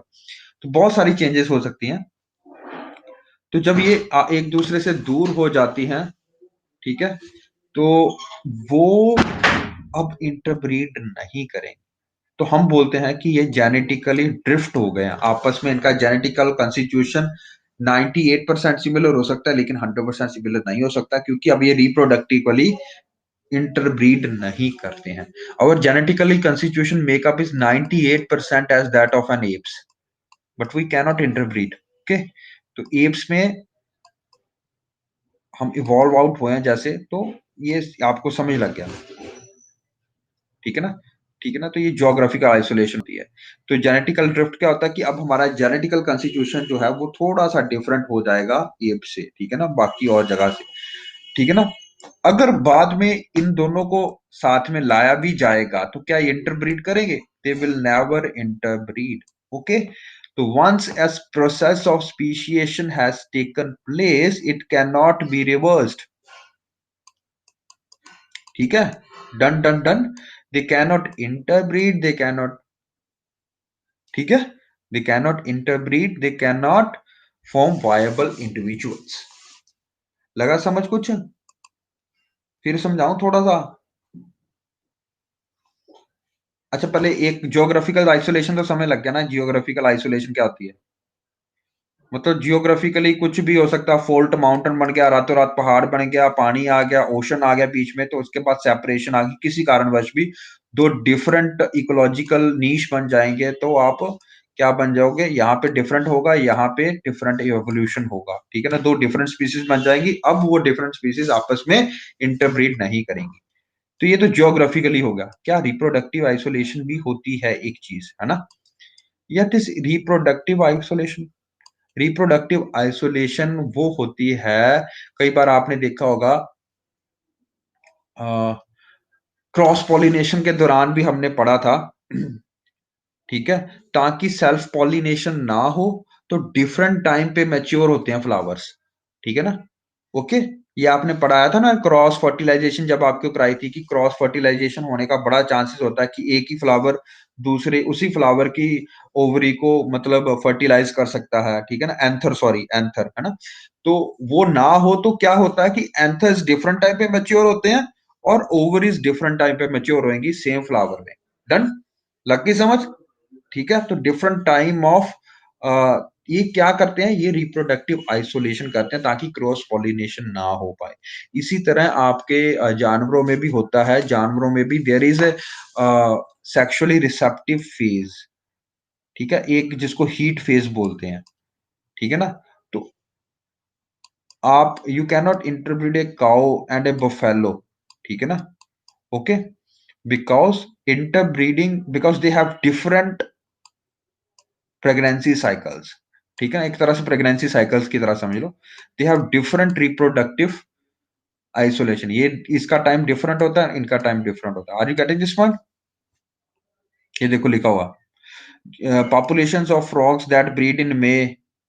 ठीक है ना, कुछ जो फ्रॉग्स की पॉपुलेशन है वो मई में ब्रीड करती हैं।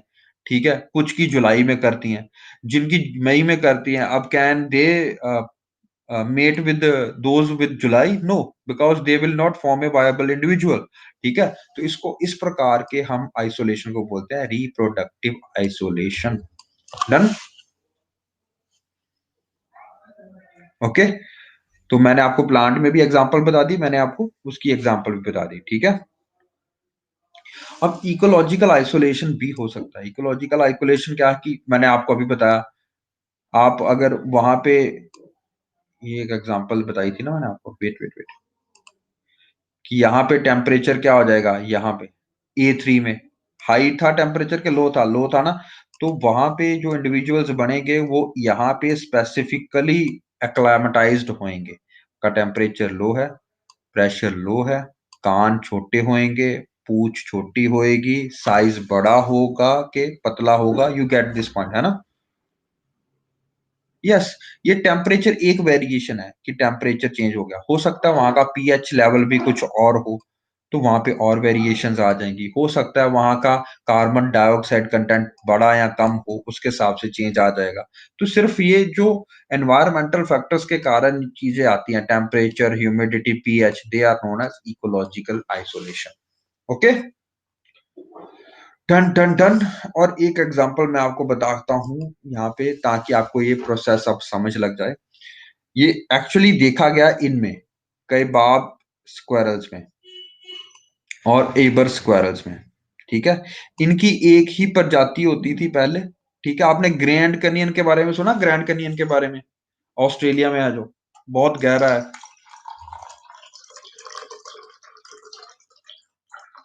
Grand canyon, sorry, not not in Australia, sorry sorry sorry, it's not in Australia. हाँ, यस यस बोलते रहो। यूएसए में है ग्रैंड कैनियन, कोलोराडो रिवर के पास में, यहाँ से निकलती है। इतनी आपको आती है ज्योग्राफी है।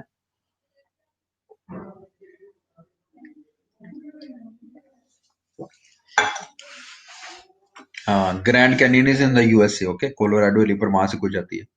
तो ये प्रोसेस बना 1 मिलियन ईयर्स अगो, पहले स्टार्ट हुआ। दो पहाड़ जो जगह थी वो सेपरेट, फॉल्ट डेवलप हुआ उनमें और वो सेपरेट आउट होना शुरू हुई। जो नीचे गैप बना वहां पे रिवर बहती है, उसका नाम है कोलोराडो रिवर। तो कोलोराडो रिवर, ये गिलहरियां रहती थी पहले, इनके दोनों के वंशज एक ही थे। ठीक है ना। तो जब ये वंशज एक ही थे, तो क्योंकि इस तरफ नॉर्थ साइड को कुछ और टेम्परेचर, प्रेशर और वेरिएशंस थी, साउथ साइड में डेजर्ट टाइप का वेरिएशन थी।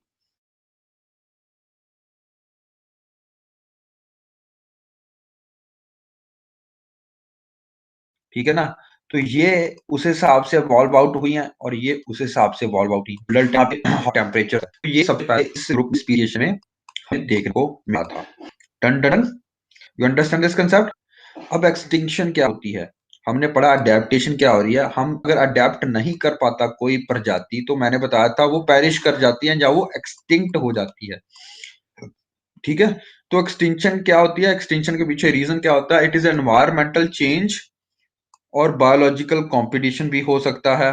ठीक है, एनवायरमेंटल चेंज में चेंज इन द क्लाइमेट आ सकता है, जैसे अभी हुआ, कोई एस्टेरॉयड गिर गया उसके कारण क्लाइमेट चेंज आ गया। कोई बायोलॉजिकल रीजन हो सकता है, सपोज आपकी प्रेडेशन इतनी ज्यादा हो कि प्रीडेटर्स की जो है वो संख्या बहुत ज्यादा बढ़ गई, उसके कारण आपकी संख्या खत्म हो गई है। ठीक है ना, कंपटीशन के कारण। Extinction occurs when species cannot evolve fast enough, तो अपने तरफ से इवॉल्व आउट होना, एवोल्यूशन होना उनमें खत्म हो गया है, या बहुत धीरे धीरे एवोल्यूशन हो रहा है, ताकि वो अपनी पॉपुलेशन को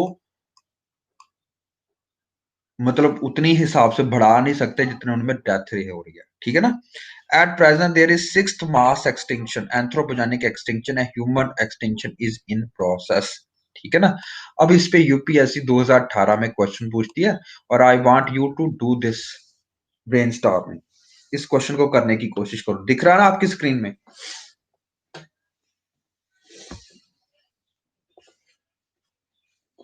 बताइए इसके ऊपर क्या आंसर बनता है, इसका आंसर क्या बनता है बताइए। ABCD, ये ऐसा ही 2018 में क्वेश्चन आया।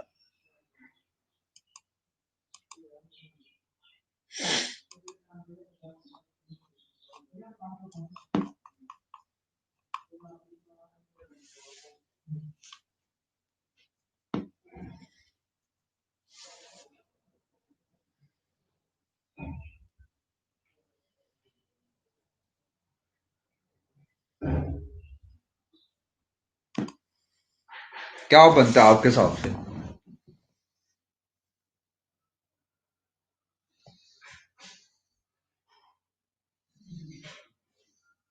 आंसर क्या बनता है, AB या CD?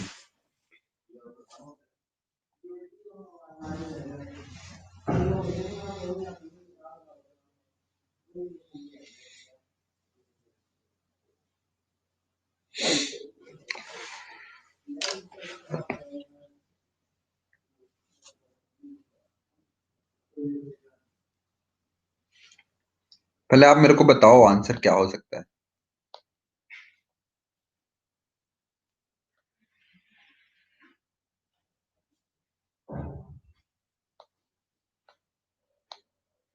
I am really happy कि आपने प्रोसेस ऑफ एलिमिनेशन किया और इसको सही उत्तर की तरफ लेके चले हो आप। ठीक है ना, बहुत सही बात है सब। और क्वेश्चन मार्क मत डाला करो यार। आई नो कि आप अपनी इंस्टिंक्ट के पास हो, आप यही तो इंस्टिंक्ट मेरे को आपको डेवलप करानी थी और आप कर चुके हो। क्वेश्चन मार्क डाला मत करो सर। डी ऑप्शन, यस यार, डी ऑप्शन ही सही उत्तर है भैया जी। मैंने आपको बोला सिक्स्थ मार्क्स एक्सटिंक्शन जो है, अभी मैंने बोला ना, ये मास एक्सटिंक्शन मींस एंथ्रोपोजेनिक यानी कि ह्यूमन इंड्यूस्ड। तो कौन सा ऑप्शन आप सबसे पहले एलिमिनेट करोगे? ठीक है, मीटेोराइट तो ह्यूमन से नहीं आ सकते ना, मीटेोराइट्स कि बाहर से कोई मीटेोराइट आके गिरा और उसके कारण क्लाइमेट चेंज हुआ, तो ये सबसे ऑप्शन पहले जाएगी। ठीक है, अब हमारे पास बचे ए, सी और डी। ए को किस तरह से एलिमिनेट करते हो? Wide spread monoculture, large commercial farming, indiscriminate user in many parts of world that may result in loss of good native ecosystem. Yes it is true, but क्या ये एक्सटेंशन की तरफ जा रहा है? नो। ठीक है ना, ये तो एक सच्चाई है। ये देखो क्लोजली स्पेस्ड कैसे है, क्लोजली स्पेस्ड ऑप्शंस हैं। लार्ज कल्टीवेशन ऑफ ये वही बात कर रहा हूं ऊपर वाली, ये दोनों एक जैसी बात नहीं कर रहे। देखो, तो अगर आप ए या सी को चुनते तो दोनों, ए फिर क्यों गलत है या सी क्यों गलत नहीं है? ये दोनों ही गलत है भैया जी। एक जैसी बात ही कर रहा हूँ, यहाँ पे भी वो कल्टीवेशन की कर रहा है वो।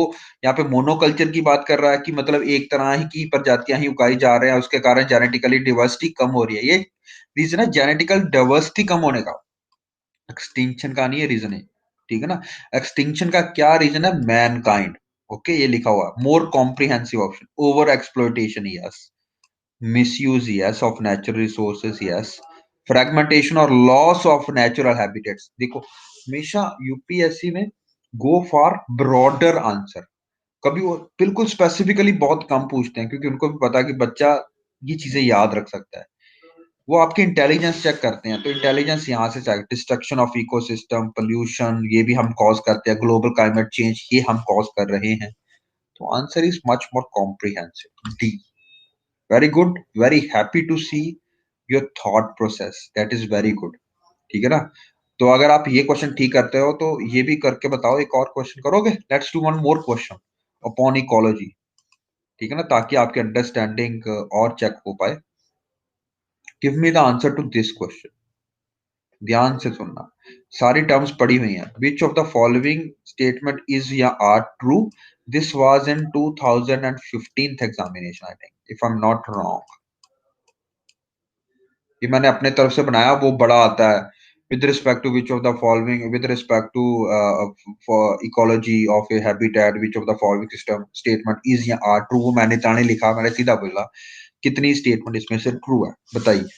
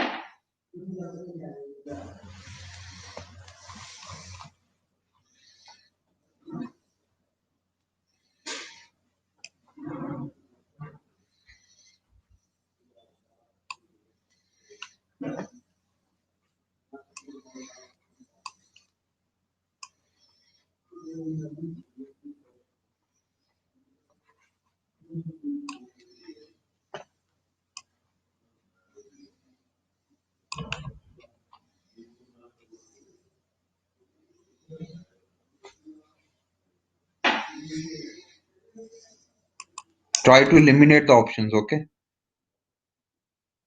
Try to eliminate. Try to eliminate. You are still not eliminating. try to eliminate, try to eliminate.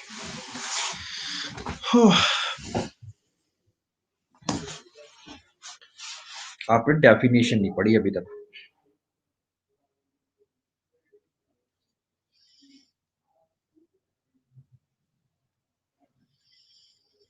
सारी ठीक है आपके हिसाब से, या 1 2 3 ठीक है, 1 2 4 ठीक है, या 2 और 3 ठीक है? बताइए कौन सा आंसर ट्रू है, ए बी सी और डी? अब यहाँ पे आती है आपकी अंडरस्टैंडिंग। ठीक है, I will discuss the answer with you. ठीक है, आज हम बस इतना ही पढ़ेंगे ताकि आपको ये सब कुछ चैनलाइज करने का समझ लग जाए आपको क्या था ये। पहली डेफिनेशन क्या बनती है, the presence of specific features और सर्टेन हैबिटेट्स। ठीक है ना, हैबिट्स की बात कर रहे हैं, certain habits which enable a plant or an animal to live in its surrounding is known as evolution. Is it evolution? What is evolution?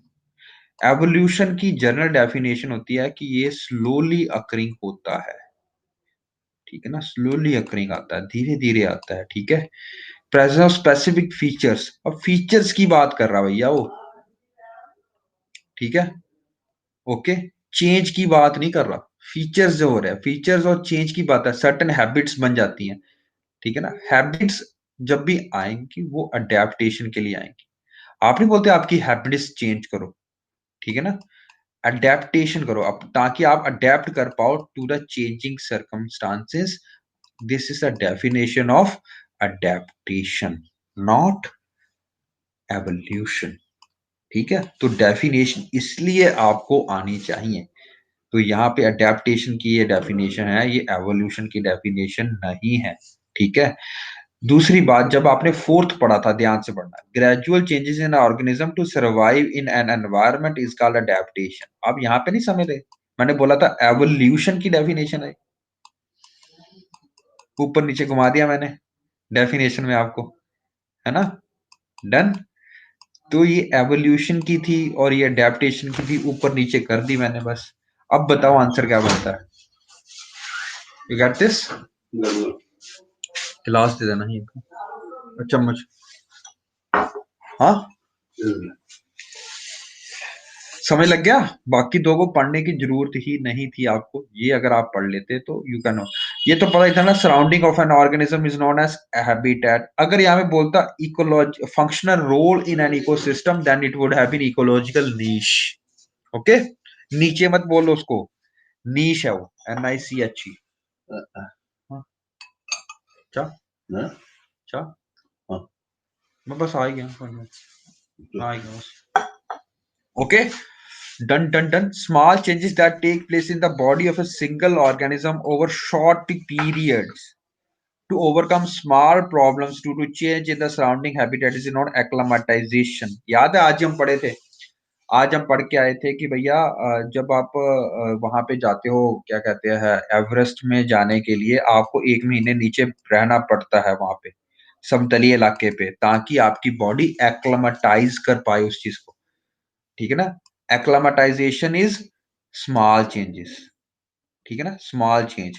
तो ये चीजें रखो याद, जब वो बात कर रहा है स्मॉल चेंज की, तो एक्लामेटाइजेशन होता है वो, दैट इज नोन एज एक्लामेटाइजेशन। ठीक है, अगर ग्रेजुअल चेंज है, धीरे धीरे, स्मॉल और ग्रेजुअल में बहुत अंतर है, ग्रेजुअल चेंजेस आ रही हैं आप में, तो दैट इज एवोल्यूशन। ठीक है, ग्रेजुअल पीरियड और लॉन्गर पीरियड ऑफ टाइम, मतलब ऐसा नहीं कि 50 60 साल, millions and thousands of year में जो चेंजेस आ रही हैं, that is gradual change, that is your that. ठीक है ना, और अडेप्टेशन भी ग्रेजुअल होती है, but that is your change in certain features. कोई फीचर चेंज हो जाएंगे आपके, ठीक है, फीचर चेंज हो जाएंगे या हैबिट्स चेंज हो जाएंगी, दे आर अगेन चेंजेस। ठीक है, done done done, they are adaptations. Adaptations can be sudden also, मैंने बताया था, Adaptations can be at sudden also to adaptive radiation का प्रोसेस पढ़ के था आपने, adaptive radiation है। तो let me go through its rationale। rationale क्या होता है कि जब भी आप क्वेश्चन करते हो ना, तो एलिमिनेट करने के बाद जब आप अपना आंसर देखते हो कि भैया अच्छा ये मैं इसलिए भूल गया, तो ये होता है रैशनल, ठीक है ना, एक्सप्लेनेशन। ठीक है, तो एक्सप्लेनेशन क्या, इसको क्या बोलते हैं, हाइबरनेशन बोलते हैं।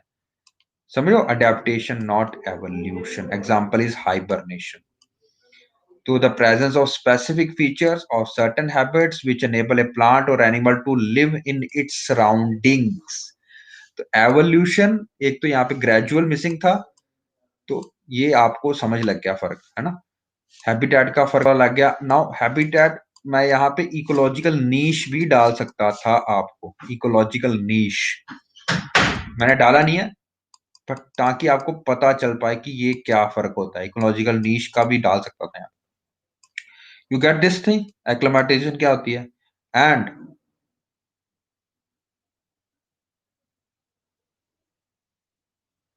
ओके, ओनली 2 और 3 ओनली, मतलब यहाँ पे ओनली कहाँ पे लिखा था मैंने, ऑप्शंस में था ओनली, यहाँ पे तो मैंने लिखा ही नहीं था ओनली कहीं पे। यहाँ पे सिंपल डेफिनेशन मैंने बोली है ज्योतिका, सिंपल डेफिनेशन। तो आपको देखना था इसमें से कौन सी स्टेटमेंट ट्रू हो सकती है, ठीक है ना। ओनली में जब आता है ना, तो यहाँ पे आएगा, सपोज मैं यहाँ पे लिखता surroundings where an organism lives and function only. अब लिव्स, फंक्शन, लिव्स वखरा है और फंक्शन वखरा है, ठीक है ना। फंक्शन को आप बोलोगे इकोलॉजिकल नीश, लिव जहां पे एड्रेस है वो आपका पता है आपको क्या है address, that is your habitat. तो अगर मैं ये लिख देता वहां पे, तो option would have been wrong. Okay, done done done, लगा ज्योति का। क्योंकि मैंने एक ही जगह पे दो चीजें डाल दी हैं, हैबिटेट भी डाल दिया और इकोलॉजिकल नीश की डेफिनेशन भी डाल दी है साथ में। तो ये तो हैबिटेट तो समझ लग गया ना आपको, हैबिटेट तो है कि जहां पे ऑर्गेनिज्म रहता है, वो जो काम करता है, इकोलॉजिकल फंक्शन प्रोवाइड करता है, that is known as its ecological niche, that is not at its habitat. तो अब ये ऑप्शन आपका गलत होता है। डन, चलिए आगे हम अब कल पढ़ेंगे व्हाट आर डिफरेंट। चलो एक और क्वेश्चन कर लेते हैं, ये भी क्वेश्चन पेपर में आया हुआ है। First you go through this question, then I will show you the options. Okay, करें आगे इसको। यहाँ पे कैरेक्टरिस्टिक्स फीचर दिए गए, यहाँ पे वेजिटेशन दी गई है। डीप रूट किस में हो सकती हैं, कैनोपी किस में होएगी, वैक्सी स्टेम, थिक लीव्स और नो लीव्स किस में होने चाहिए, किसकी अडेप्टेशन है बताइए। ये कैनोपी किसकी अडेप्टेशन है, डीप रूट्स किसकी अडेप्टेशन है, स्लोपिंग ब्रांचिंग है, नीडल लाइक फॉरेस्ट। ये आपको अब आना चाहिए। सपोज ये ए है, बी है, ये सी है और ये डी है। मैच द फॉलोइंग, मैच करो इसको फॉलोइंग।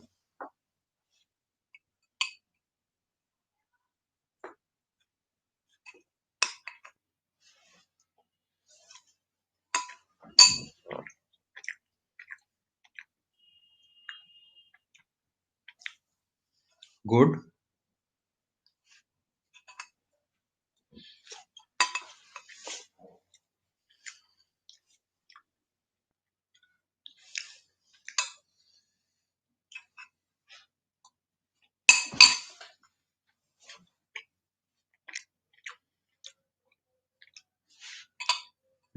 गुड।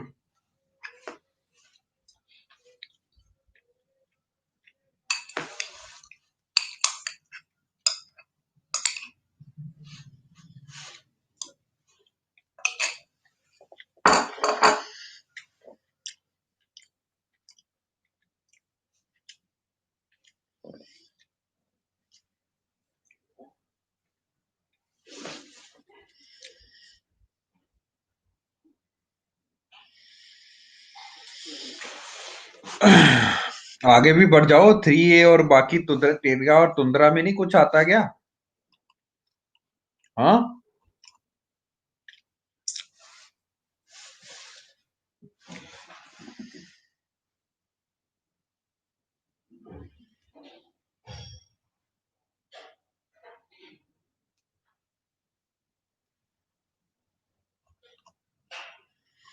अब मेरे को बताओ, मैंने ऊपर क्या था, इनकरेक्ट पेयर्स ढूंढने हैं, समझ गए।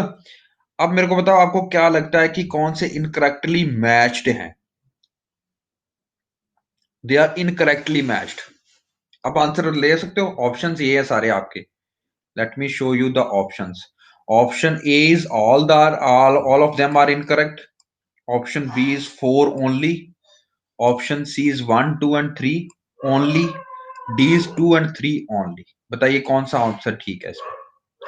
फिर से बता रहा हूं मैं ऑप्शन। ए इज ऑल, सारे के सारे। B is 4 only, fourth option only. C is 1, 2 and 3 only. और D is 2 and 3 only. Let me write over here. A is all,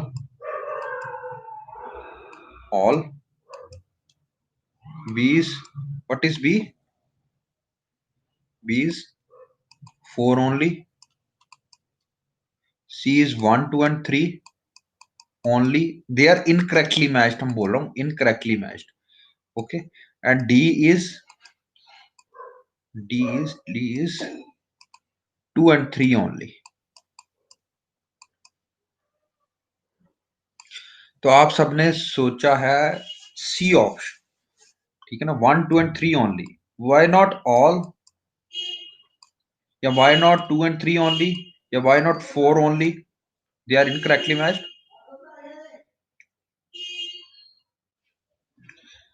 आप सबका उत्तर ठीक है बेटा, क्या नहीं?